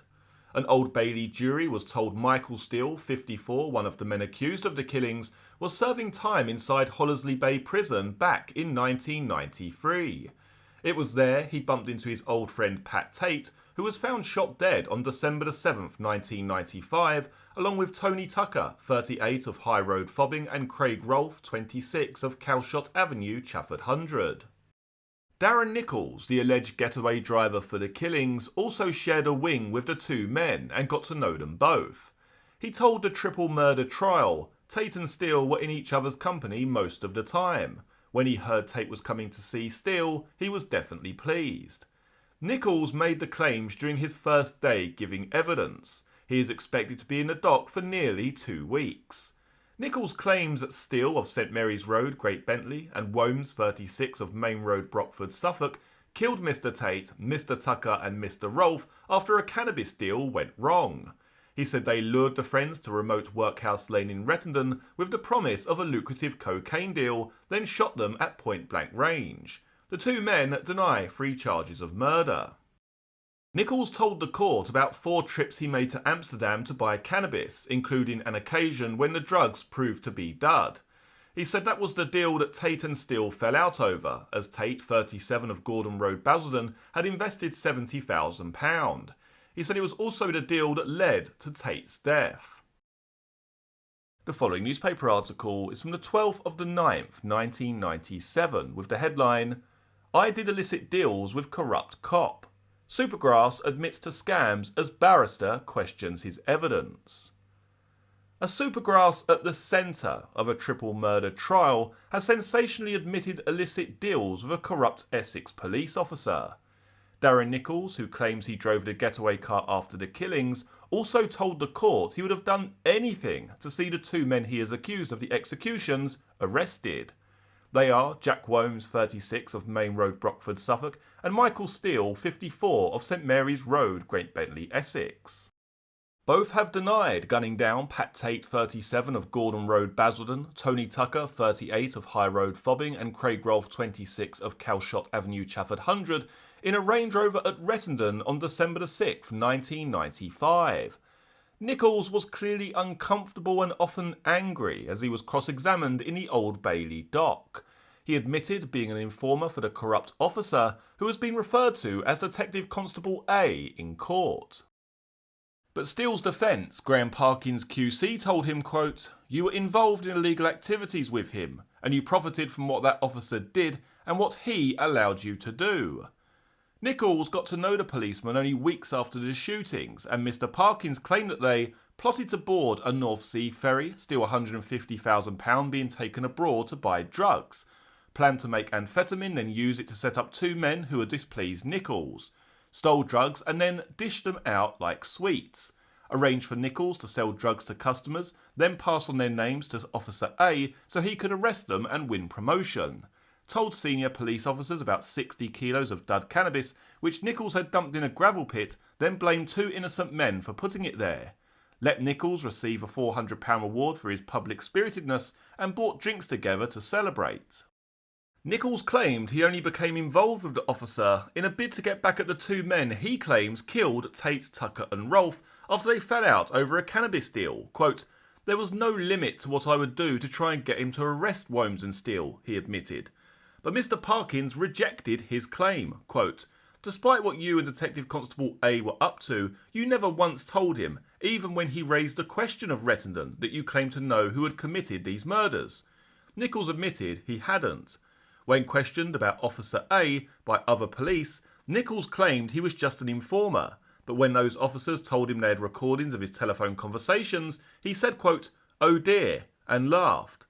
Nichols told the court, quote, "I laughed because the tape didn't matter to me. Compared to the trouble I was in, it was nothing." Mr. Parkins pointed at Steele and Womes, quote, "Yes, by then you had made allegations in another direction." But Mr. Nichols, how does one know when you are lying and when you are not? The following newspaper article is from the 17th of the 9th, 1997, with the headline, "I fired a shotgun in the past. Grass tells murder trial." A supergrass at the centre of a triple gangland killing yesterday admitted he had fired a shotgun before. Police informant Darren Nichols told defending barrister Graham Parkins at the Old Bailey that he did have knowledge of using such a weapon. Drug barons Tony Tucker, 38, Pat Tate, 37 and 26-year-old Craig Rolfe were blasted to death with a pump-action shotgun as they sat in their Range Rover in a deserted country lane in the quiet Essex village of Rettendon. The trio had been lured to the farm track on December 6, 1995 with the promise of a large cocaine deal, unaware that an ambush had been laid for them. Tate of Basildon, Tucker of Fobbing and Rolfe of Grays had earlier been outraged by poor quality cannabis supplied by Michael Steele, who is jointly accused of the triple murders along with Jack Womes. Nichols is alleged to have driven the two men away from the murder scene. Under cross-examination from Mr. Parkins, Nichols admitted to the jury to firing a shotgun on an earlier occasion. Mr. Parkins asked Nichols if he had smelled anything unusual on the accused killer Jack Womes, like the smell of discharged shotgun when he got back into the getaway vehicle. Nichols replied, "I don't know what a discharged cartridge smells like." Mr. Parkins said, quote, "Have you ever fired a shotgun before, Mr. Nichols?" Nichols replied, "Yes, I have." The court earlier heard Nichols undergo a 5th day of grilling by Mr. Parkins, who is representing Michael Steele. He accused the police informant of not being in the place he said he was when receiving an alleged call from Womes to pick him up at the murder scene. Mr. Parkins asked Nichols, quote, "You didn't hear the noise that sounded like a number of shotgun cartridges going off?" Nichols replied, "No." Mr. Parkins added, "Nothing to indicate to you that a gun was being discharged in the location?" "No." Mr. Parkins added, "Were you in fact travelling in the general direction of Basildon at that time?" "No, I was in the road at Rettendon waiting for the call." "Are you sure, Mr. Nichols?" "Yes." Nichols told the court that he had received 2 calls on his mobile phone in short succession just before 7 p.m, both of which were from Womes' mobile. Mr. Parkins said, quote, "These 2 calls were served by a site at Christopher Martin Road, Basildon." "I ask again, were you in fact not where you claim to be, not in Meadow Road, but driving from the scene in the general direction of Basildon?" Nichols replied, "No, I was in Meadow Road." Mr. Parkins had earlier accused Nichols of playing a part in the murders. He said, quote, were you in reality that night part of a meeting with Patrick Tate? Nichols replied, no. Womes and Steele also denied charges of conspiracy to import cannabis. Steele is also charged with possessing an 8-shot pump-action shotgun. Co-defendant Peter Corey of London Road, Clacton, denies conspiracy to import cannabis. The following newspaper article is from the 18th of the 9th, 1997, with the headline, Officers Posed as Cheated Drug Gang. A triple murder trial took a sensational new twist when the court heard detectives posing as Irish brothers Billy and John made death threats to one of the accused. The officers, who claimed to be members of an Irish gang, made a series of abusive calls to Michael Steele after drug barons Patrick Tate, Craig Rolfe and Tony Tucker were gunned down on a remote track in Rettendon on December 6, 1995. Supergrass Darren Nichols, who alleges he unwittingly drove the getaway car for 54-year-old Steele and his co-defendant Jack Womes, 36, says the trio were killed because Tate cheated on a drug deal. He said the dead man had borrowed £70,000 from friends and associates and handed it to Steele to buy cannabis resin for him in November 1995. When the drugs turned up, they were dud, and Steele was forced to give him his money back. But Tate told those he owed cash to that Steele had yet to repay him. Nichols also claimed Tate threatened to force Steele to kneel down and admit he still had the cash, then Tate planned to shoot him.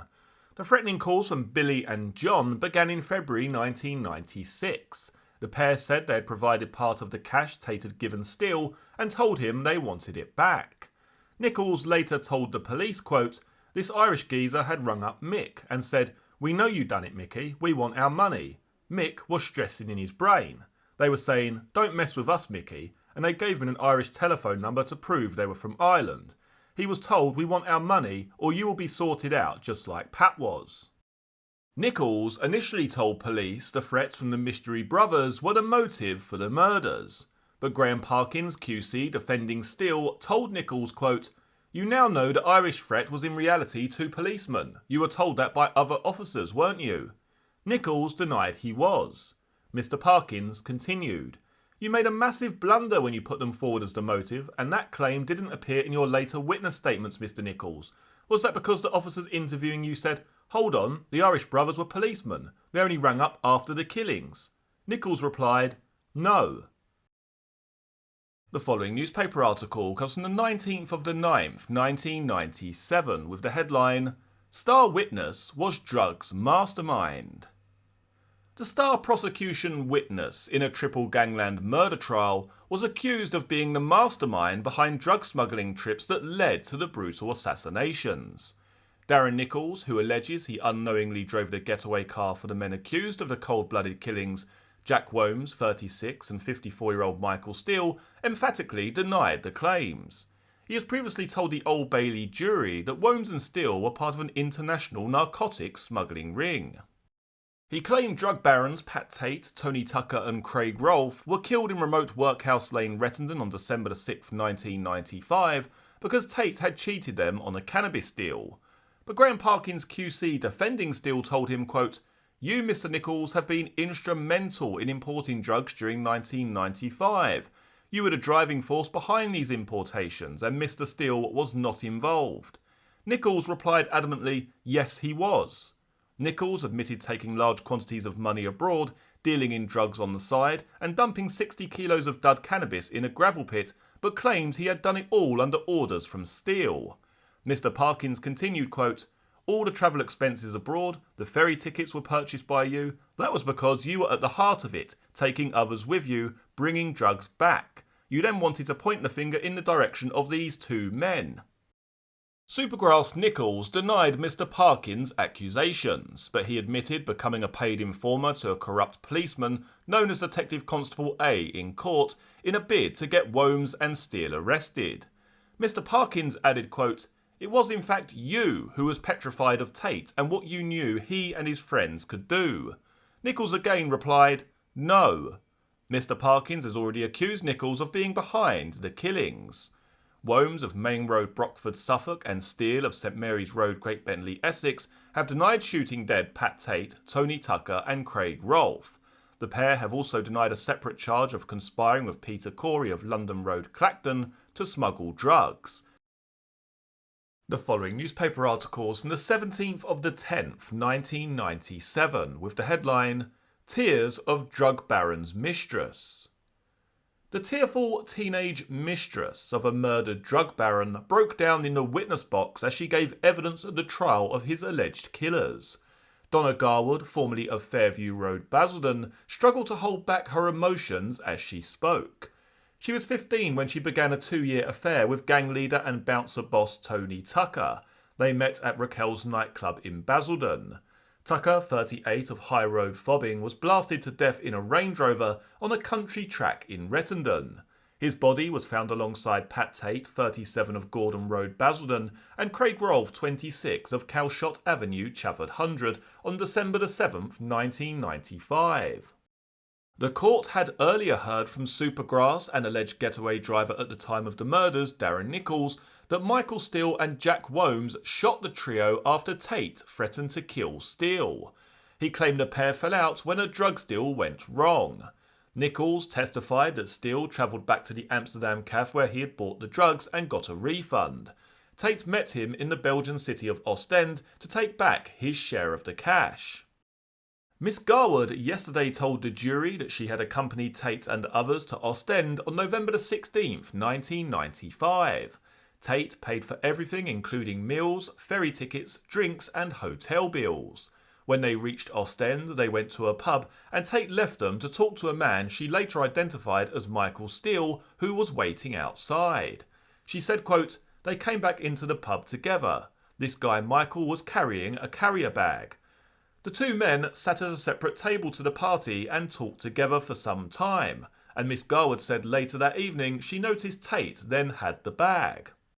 The court heard she was asked to identify Steele in an identity parade at Colchester but did not. Under cross-examination by the defence, she pointed out Steele in the dock. The court also heard yesterday from forensic scientist John Willier, who examined Steele's boat 2 days after he allegedly smuggled the dud cannabis into the country.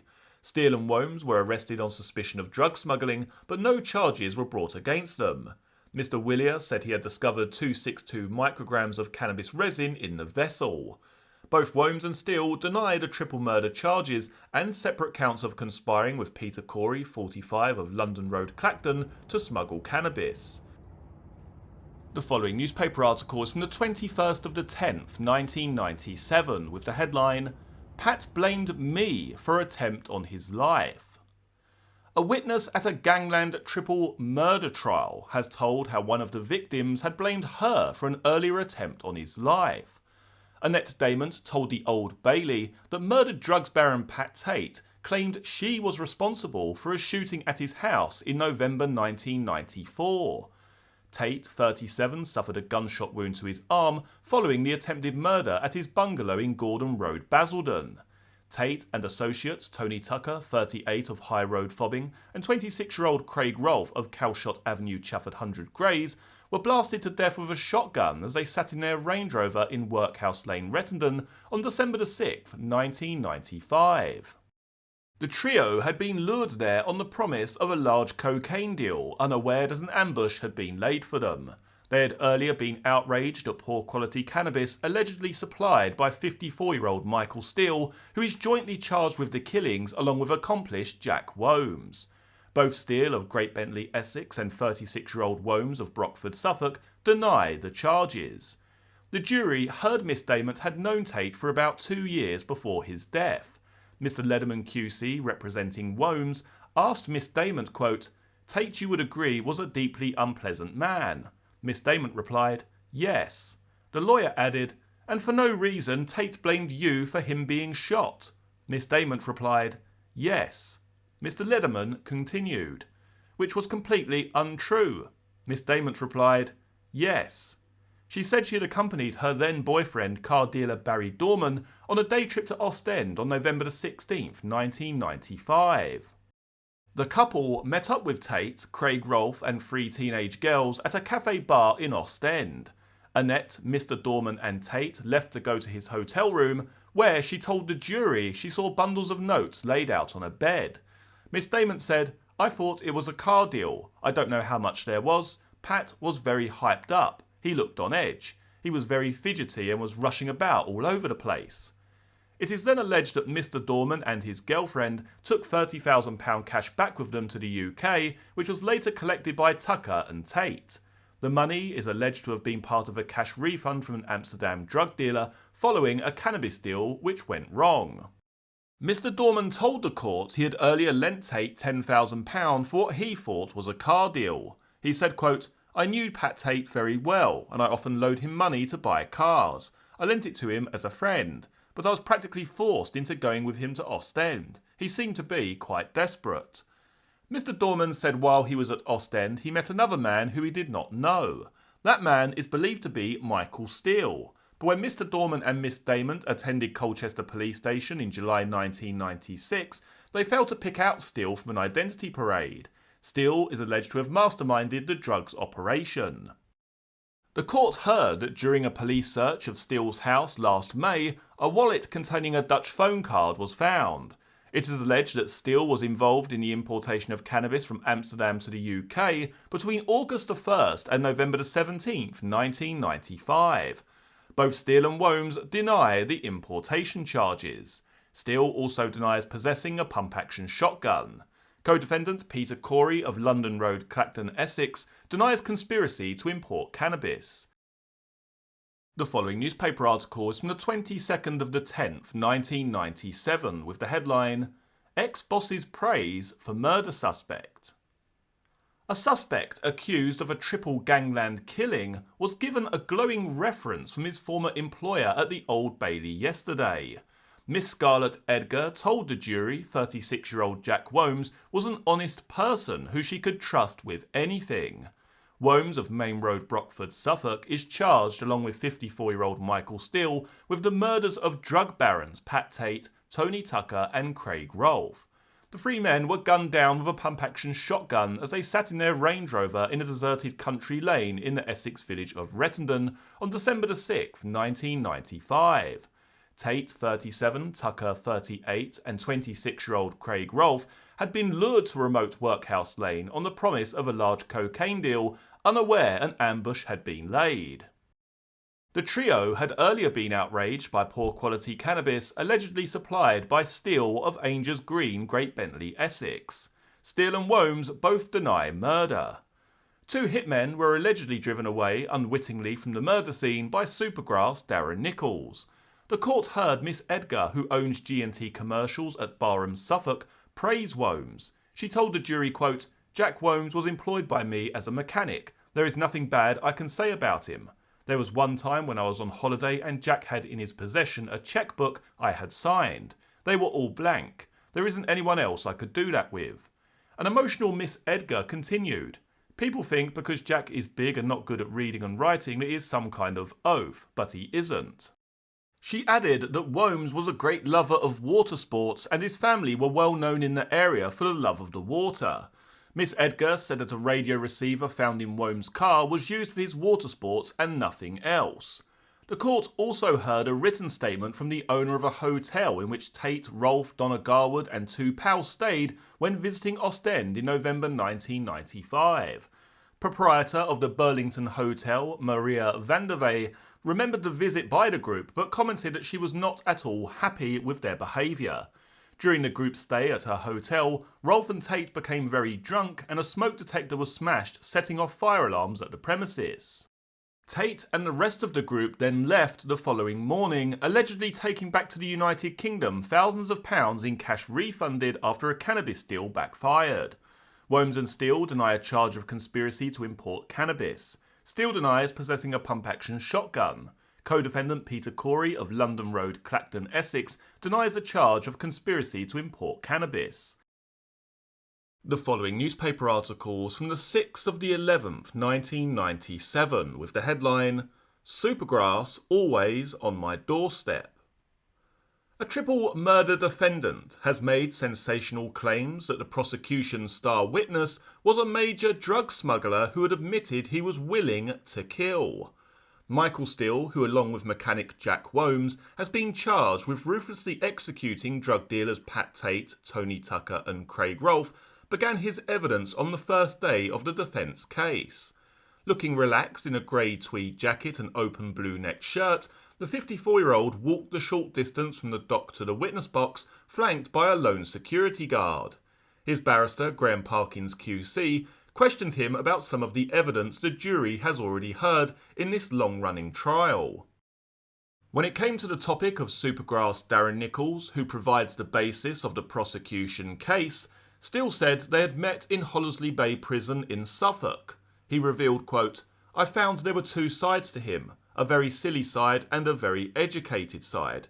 He's what I would call a habitual, always turning up on my doorstep." It was during one of those visits to Steele's home in St Mary's Road, Great Bentley, Essex, from which Steele ran his business MJS Commerce, that Nichols allegedly made his astonishing confession. Steele told a spellbound Old Bailey jury it was after Nichols had visited Basildon Hospital in November 1994, where Tate was being treated for a gunshot wound to his arm. He said, "Nichols told me, I could do that, I could shoot someone, I've often spoken to myself about it." When he got to know Nichols, he was quite schizophrenic. When he said this, he was standing with his hands in his pockets and his head bowed. He looked like a child that had been scolded. Steele said Nichols had been very upset by his visit to the hospital, as Tate and his friends had ridiculed him.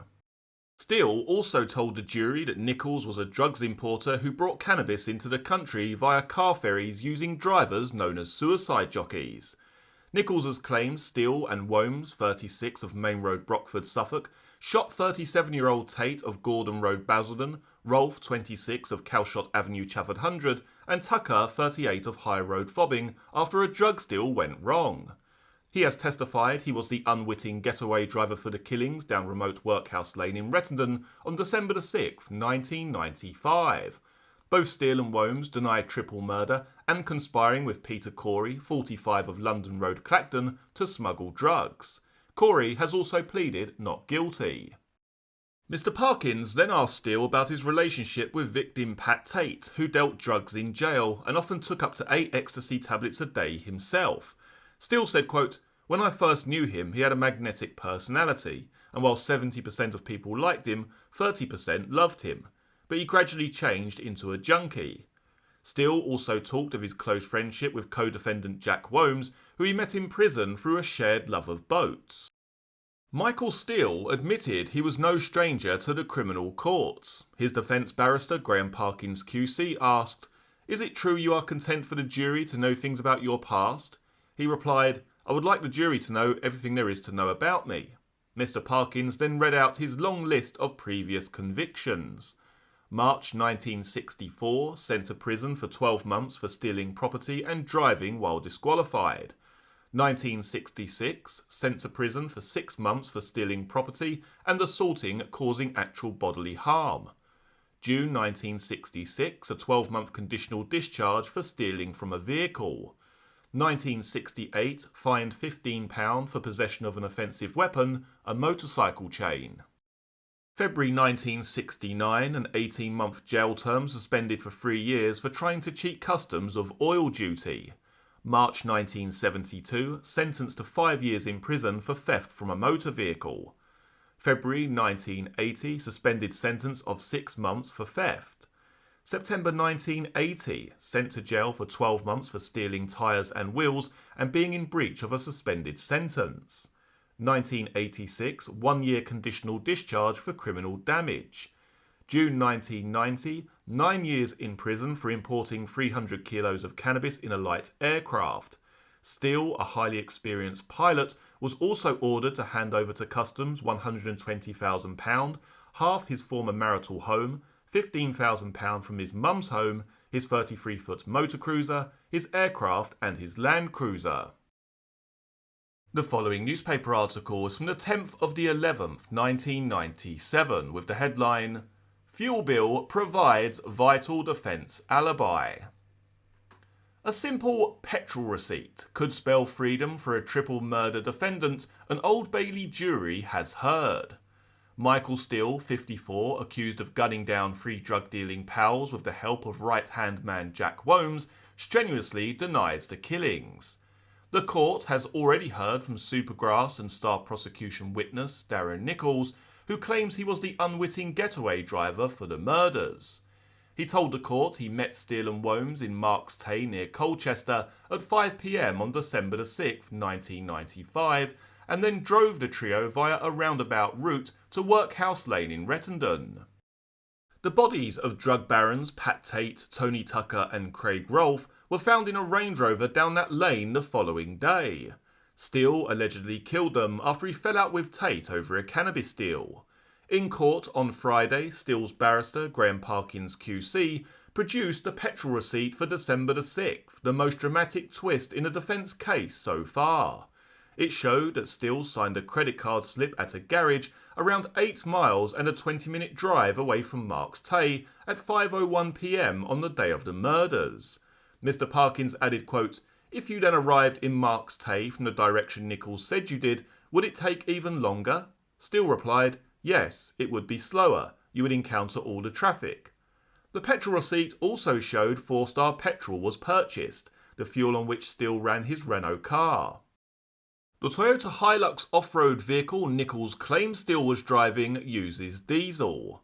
Nichols has also told the court a call from Wombs' mobile phone to his own mobile at 6:59 p.m. that evening was the signal for him to pick up Steele and Wombs from Workhouse Lane. He said they then drove to a pub in Rayleigh before Steele returned to his home in St Mary's Road, Great Bentley, Essex. But the defence said it will prove he was back at his bungalow by 7:30 p.m. to meet his former sister-in-law and her daughter. The defence team played tapes in court of telephone calls to Steele by 2 undercover police officers posing as IRA members Billy and John. They are heard telling Steele they were owed money by the dead men and demand he comes up with the cash. Senior police officers have testified the detectives were not authorised to make any such threats to Steele. Yet on the tapes, the officers are heard saying, quote, "You are going to have to emigrate, that's the only way, because I'm going to have to follow this up, and I have A-levels in whacking people." Other sinister lines include, quote, "The ceasefire's gone, Mickey, and your ceasefire's gone." They also tell him to watch his car. Steele and Wombs, 36 of Main Road, Brockford, Suffolk, deny the killings and charges of conspiring with Peter Corey, 45 of London Road, Clacton, to smuggle cannabis. Corey has also pleaded not guilty. The following newspaper article is from the 17th of the 11th, 1997, with the headline, "Teacher Tells Court of Mystery Sierra." A Canvey schoolteacher has told how she spotted the victims of a triple gangland slaying tailing a mystery car on the night they died. Rebecca Carr, who was a surprise witness in a defence case of Michael Steele and Jack Wombs, said she noticed the trio at the Rettendon Turnpike roundabout less than a mile from where their blood-splattered bodies were found inside a Range Rover. The hushed Old Bailey courtroom heard the Geography Department head was driving to her Malden home on the day of their deaths, December 6, 1995, when she was forced to stop at traffic lights. She told the court, quote, "A Range Rover was in the next lane, and I could see 3 men inside it. I couldn't see the driver perfectly clearly, but there was someone in the front passenger seat." Graham Parkins, QC, defending Steele, asked her, quote, "What did you notice about the build of these 2 men?" She replied, "They were very large, very muscular, big men." Mrs. Carr also revealed there was a passenger in the back, leaning forward between the 2 front seats. She said, quote, "He struck me as massive, basically." The dead men were drug dealers Pat Tate, Tony Tucker and Craig Rolfe. All 3 were bodybuilders, and Tate, who was found in the back seat, regularly used steroids. Steele, 54 of St Mary's Road, and Wombs, 36 of Main Road, Brockford, Suffolk, have denied gunning them down following a disagreement over a cannabis deal. Supergrass, Darren Nichols, a prosecution witness, has claimed that he picked Steele and Wombs up from Workhouse Lane near White House Farm at 7 p.m. on the night of the killings in a beige Volkswagen Passat. But Mrs. Carr, who now lives in Benfleet, told the Old Bailey jury that she spotted the Range Rover at 5:45 p.m. She was interviewed by police days later and was able to identify photos of Tate and Tucker. She added, quote, "There was a white Ford Sierra, I believe it was a C-Reg, which the Range Rover was trying to keep up with. I got the impression they were together." Although she could not see the Sierra's driver, she described the front seat passenger as a big man who filled the seat. As they reached White House Farm, Mrs. Carr said the Sierra braked suddenly and indicated it was turning right. The Range Rover then did the same. During cross-examination, Mrs. Carr was asked how sure she was of the identity of the men in the Range Rover. She responded, quote, "The man in the back I'm definitely sure of." The following newspaper article is from the 2nd of the 12th, 1997, with the headline, "Suspect's Tears in the Dock." Burly Jack Womes, accused of murdering 3 drug barons at Rettendon, broke down in the Old Bailey witness box. The 18-stone former nightclub bouncer was coming to the end of his evidence after 3 days in the box when he suddenly dropped his head and sobbed bitterly. He had just been asked by his defence lawyer David Lederman QC what he thought of suggestions that he shot dead the victims after a cannabis deal went wrong. Womes, married with 2 children, blurted out, "I did not do anything like that. What they, the prosecution, are suggesting is ridiculous. You just don't know what I am going through, being locked up. They won't even let me cuddle my own son." Earlier, 36-year-old Womes had denied being involved in the ruthless killings with co-defendant Michael Steele, 54, disposing of pump-action shotguns and taking part in a drug smuggling operation. He told prosecutor Andrew Munday QC, quote, "You're absolutely wrong. I would never do anything like that. No way, Mr. Munday." Womes agreed with the prosecutor that it was pure coincidence he was only a few hundred yards away from the murder scene about the same time as it happened. The trio had been lured to an isolated farm track and cold-bloodedly shot on December the 6th, 1995. Womes claimed he had gone to Rettendon to pick up a broken-down Volkswagen Passat from outside a pub on the A130, put it on a trailer and returned it to his workshop in Main Road, Brockford, Suffolk. Mr. Munday, who alleges the Passat was used as a getaway car, asked Womes, quote, "When you were there, Rettendon, did you hear any large bangs?" Womes replied, "No, there was a lot of traffic on the road." Womes went on to say he did not know anything of the murders until his wife heard about it on TV news. He said he was saddened that one of the victims was 37-year-old Pat Tate of Gordon Road, Basildon. He and Steele had become friends with Tate when they were in open prison. After their release, they are alleged to have fallen out over a drugs deal with Tate and his 2 pals, Tony Tucker of High Road Fobbing and Craig Rolfe of Calshot Avenue, Chafford 100. Womes and Steele of St Mary's Road, Great Bentley, Essex, deny murder and, along with Peter Corey, 45 of London Road, Clacton, plead not guilty to drug smuggling.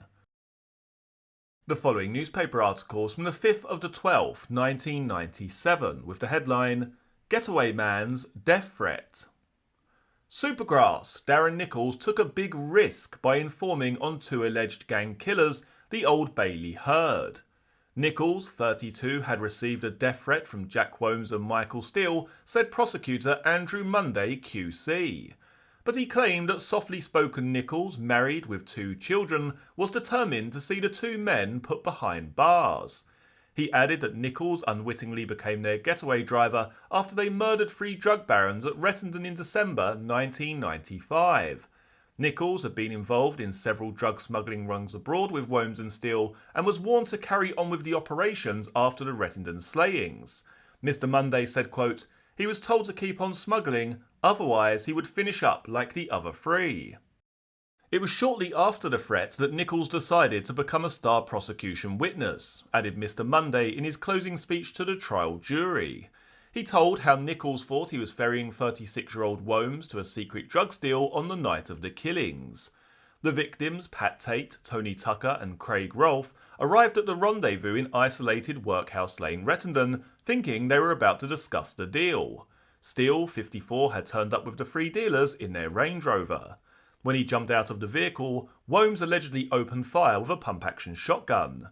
Mr. Munday said Nichols, who had parked nearby, soon realised he was the getaway driver and was so frightened he almost crashed the car.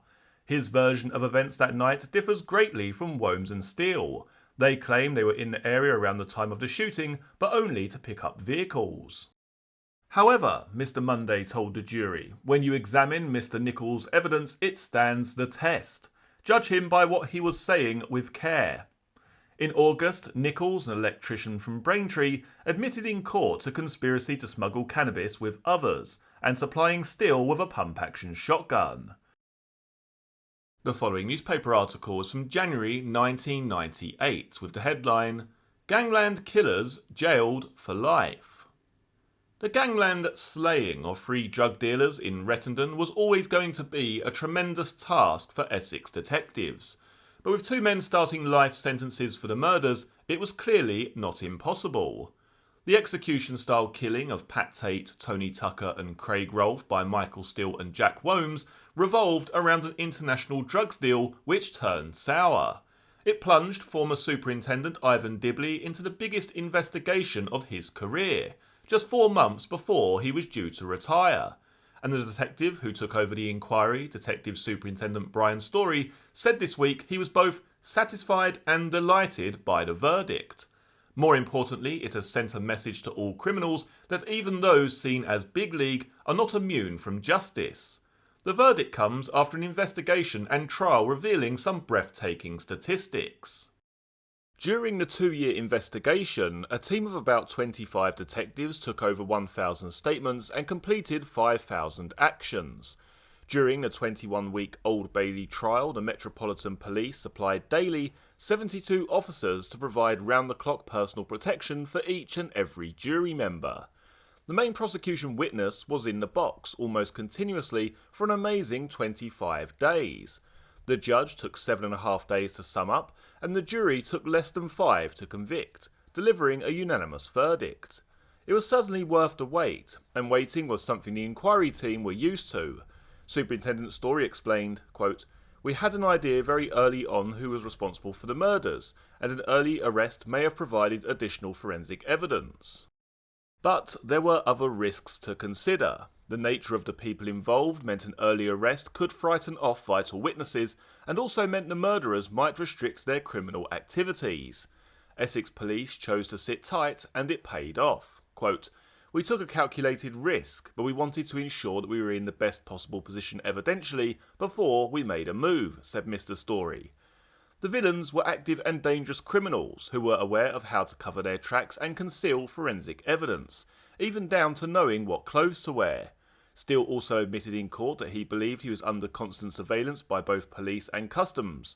Ironically, it was the use of their mobile phones and careful analysis which helped secure their convictions. Mr. Story said, quote, "Steele's downfall was partly due to the fact that he thought he was untouchable and thought he would never get caught. By biding our time, we proved him wrong. How long the message will last, I don't know. But the message is that no matter how professional you are or think you are, and no matter how well you have planned your crime or think you have, you are not immune. A meticulous investigation and, of course, a few lucky breaks can make even these crimes solvable." Labelled a one-witness trial, Mr. Story admits that the key prosecution was of vital importance to the investigation. He said, quote, "I always thought we would have enough to make an arrest but not necessarily enough to convict. We had a lot of information from the public but very little cooperation from those close to the victims because of the nature of the crime. The key was getting someone who knew what went on that night to talk. The investigation relied heavily on us using a full range of policing skills.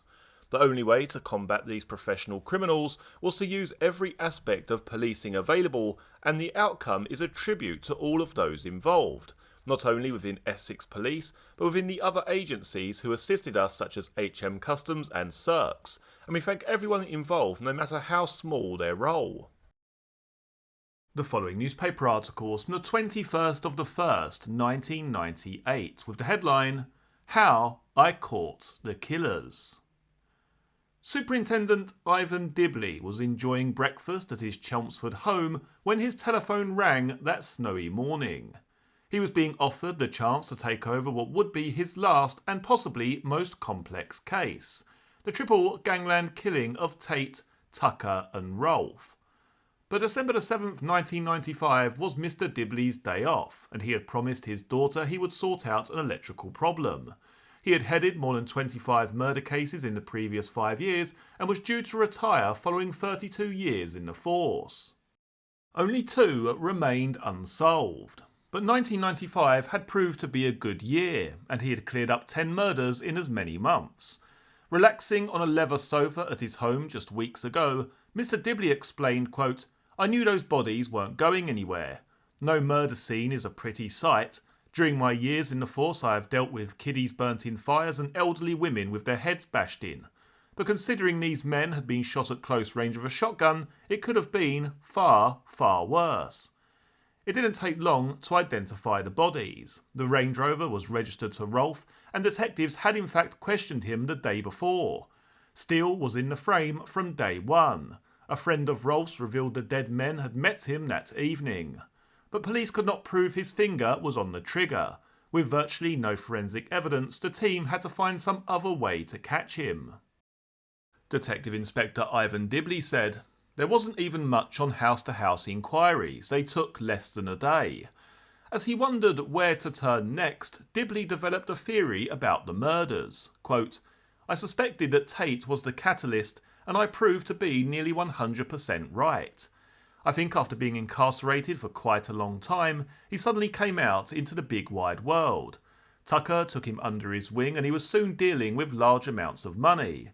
I think it began to go wrong because not only was Tate by nature a violent man, but towards the time of his death he was becoming increasingly unstable due to drugs." But there was still a long way to go before Steele and Womes would be arrested, and by then another officer, Superintendent Brian Story, would have taken over the case.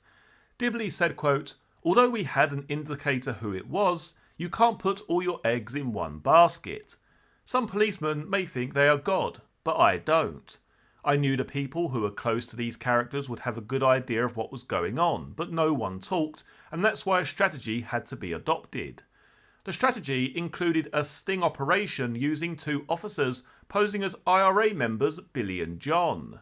The pair made a series of phone calls to Steele and Tate's ex-girlfriend Sarah Saunders, claiming they had lent Tate money for a drug deal with Steele and now they wanted it back.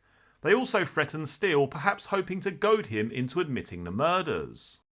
A terrified Sarah Saunders went to Basildon Police Station, who played along with the sting and said the calls had been made from a well-known Republican bar in Belfast.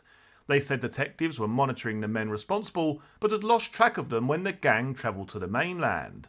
The idea appears to have been that Sarah, frightened for her life and her young son's safety, would spill the beans on Tate, Tucker and Rolfe. Dibley, justifying the undercover operation, said, "We wanted to flush Steele out. We also wanted to provide evidence which we could put before the court." Dibley admitted Billy and John were an unusual tactic. Quote, "There was a risk we wouldn't be able to use them in court, but when you have no evidence, you have no choice." The team also checked mobile phone records and discovered Womes made a call from Rettendon on the night of the killings. The case was three-quarters complete when Dibley retired, only 2 weeks before Steele, Womes, Nichols and others were arrested on May 13, 1996. Detective Inspector Ivan Dibley added, "I knew they had done the murders, I knew they were involved in drugs, and I knew we hadn't enough evidence to convict them. All we needed was a bit of luck. Everything had been put into place, and given a fair wind it would have the result it deserved." But he admitted, quote, "It was quite galling having to leave before the investigation was finished. However, it doesn't matter when you retire from the police, it's never convenient." It was Dibley's groundwork that led to the successful conclusion of the case. During his research, Dibley had discovered Nichols was an associate of the killers. Quote, "It was my view that the peripheral people involved would not want to dirty their hands with a triple murder. They were the weak link.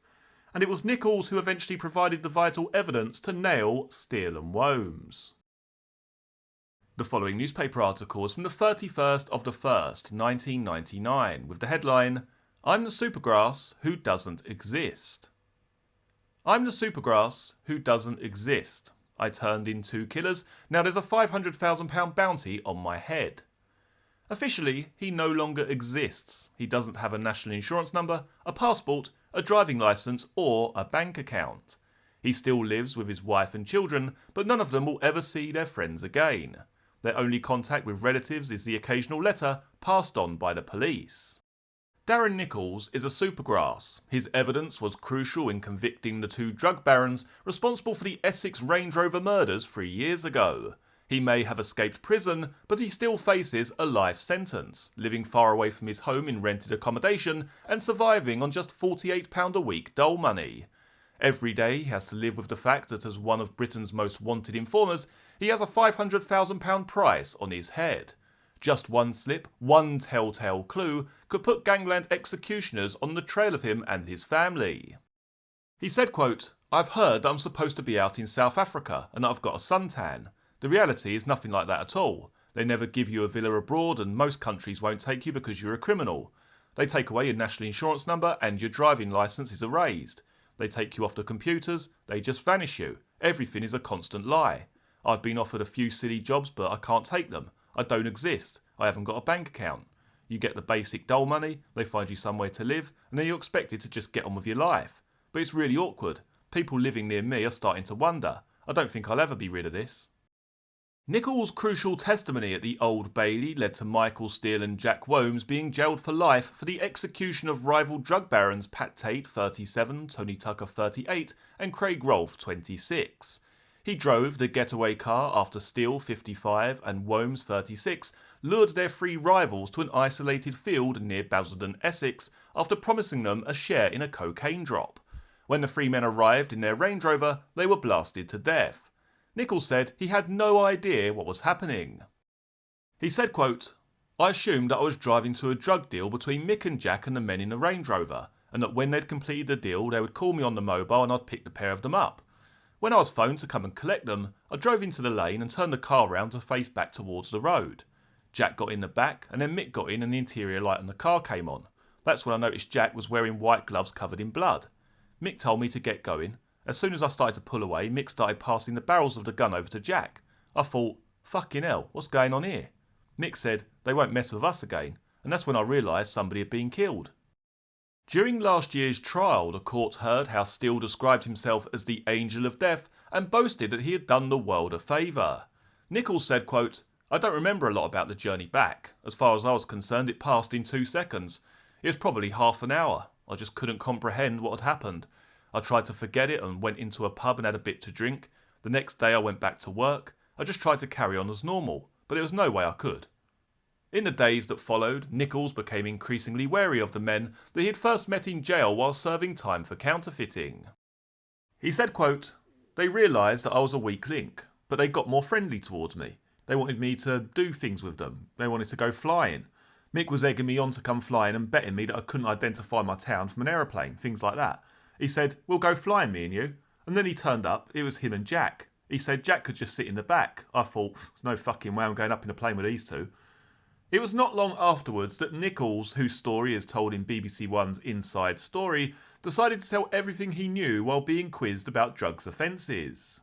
His wife, who has not been named for security reasons, said, quote, "It must have been around midnight when I got a call from Darren. He asked if I wanted to be with him, and I said, of course. He said he couldn't tell me anything, that I should pack an overnight bag for me and the kids, and if we did what he asked, we would be alright. The police turned up sometime later. The children were asleep. I had to get them out of bed. I can't remember what I told them about where we were going, but they were so sleepy they didn't really take much notice." Choking back the tears, she added, "I remember thinking I'm probably not coming back here. I don't know why I knew, but I just did." Mrs. Nichols and her children were moved between safe houses as they waited for the trial to start. Nichols was first kept at a secure unit in Bedford and was then moved to a wing on the Isle of Wight. Mrs. Nichols added, quote, "I was like a prisoner. I couldn't go out. I had to rely on a policewoman to take me to the shops. Most of the time, me and the children just sat in the house. We had a television and one sofa. My family couldn't visit. They didn't know where I was. They weren't allowed to know. I was scared. I didn't know what was going on. I had panic buttons and alarms all over the place. There were armed police." The stress got too much for Mrs. Nichols. She phoned her husband and told him that if he wasn't with her within a week, she was going home. But the police would not let her leave. "They told me I was in danger," she said. "They said Mick and Jack had lots of contacts in the underworld. They knew dangerous people. They said, you can't go home, you're putting your children in danger, and if you do that they could be taken away from you." So that was that. Nichols said, "My wife was having a breakdown on the phone and all I could do was sit there." But despite all the anguish his family has been put through, former drug runner Nichols says he has no regrets. Of all the supergrasses in the system, I'm the tops, he boasted. I'm considered a major witness. The police really do feel that everyone wants me dead. There's a bounty on my head. I'm not sure how much it is. Some say it's 250,000, others say 500,000. But who's going to collect it? Who do you collect it from? At the trial, I tried not to look at Womes and Steele. They scared me because of what I was doing to them. Obviously they hate me.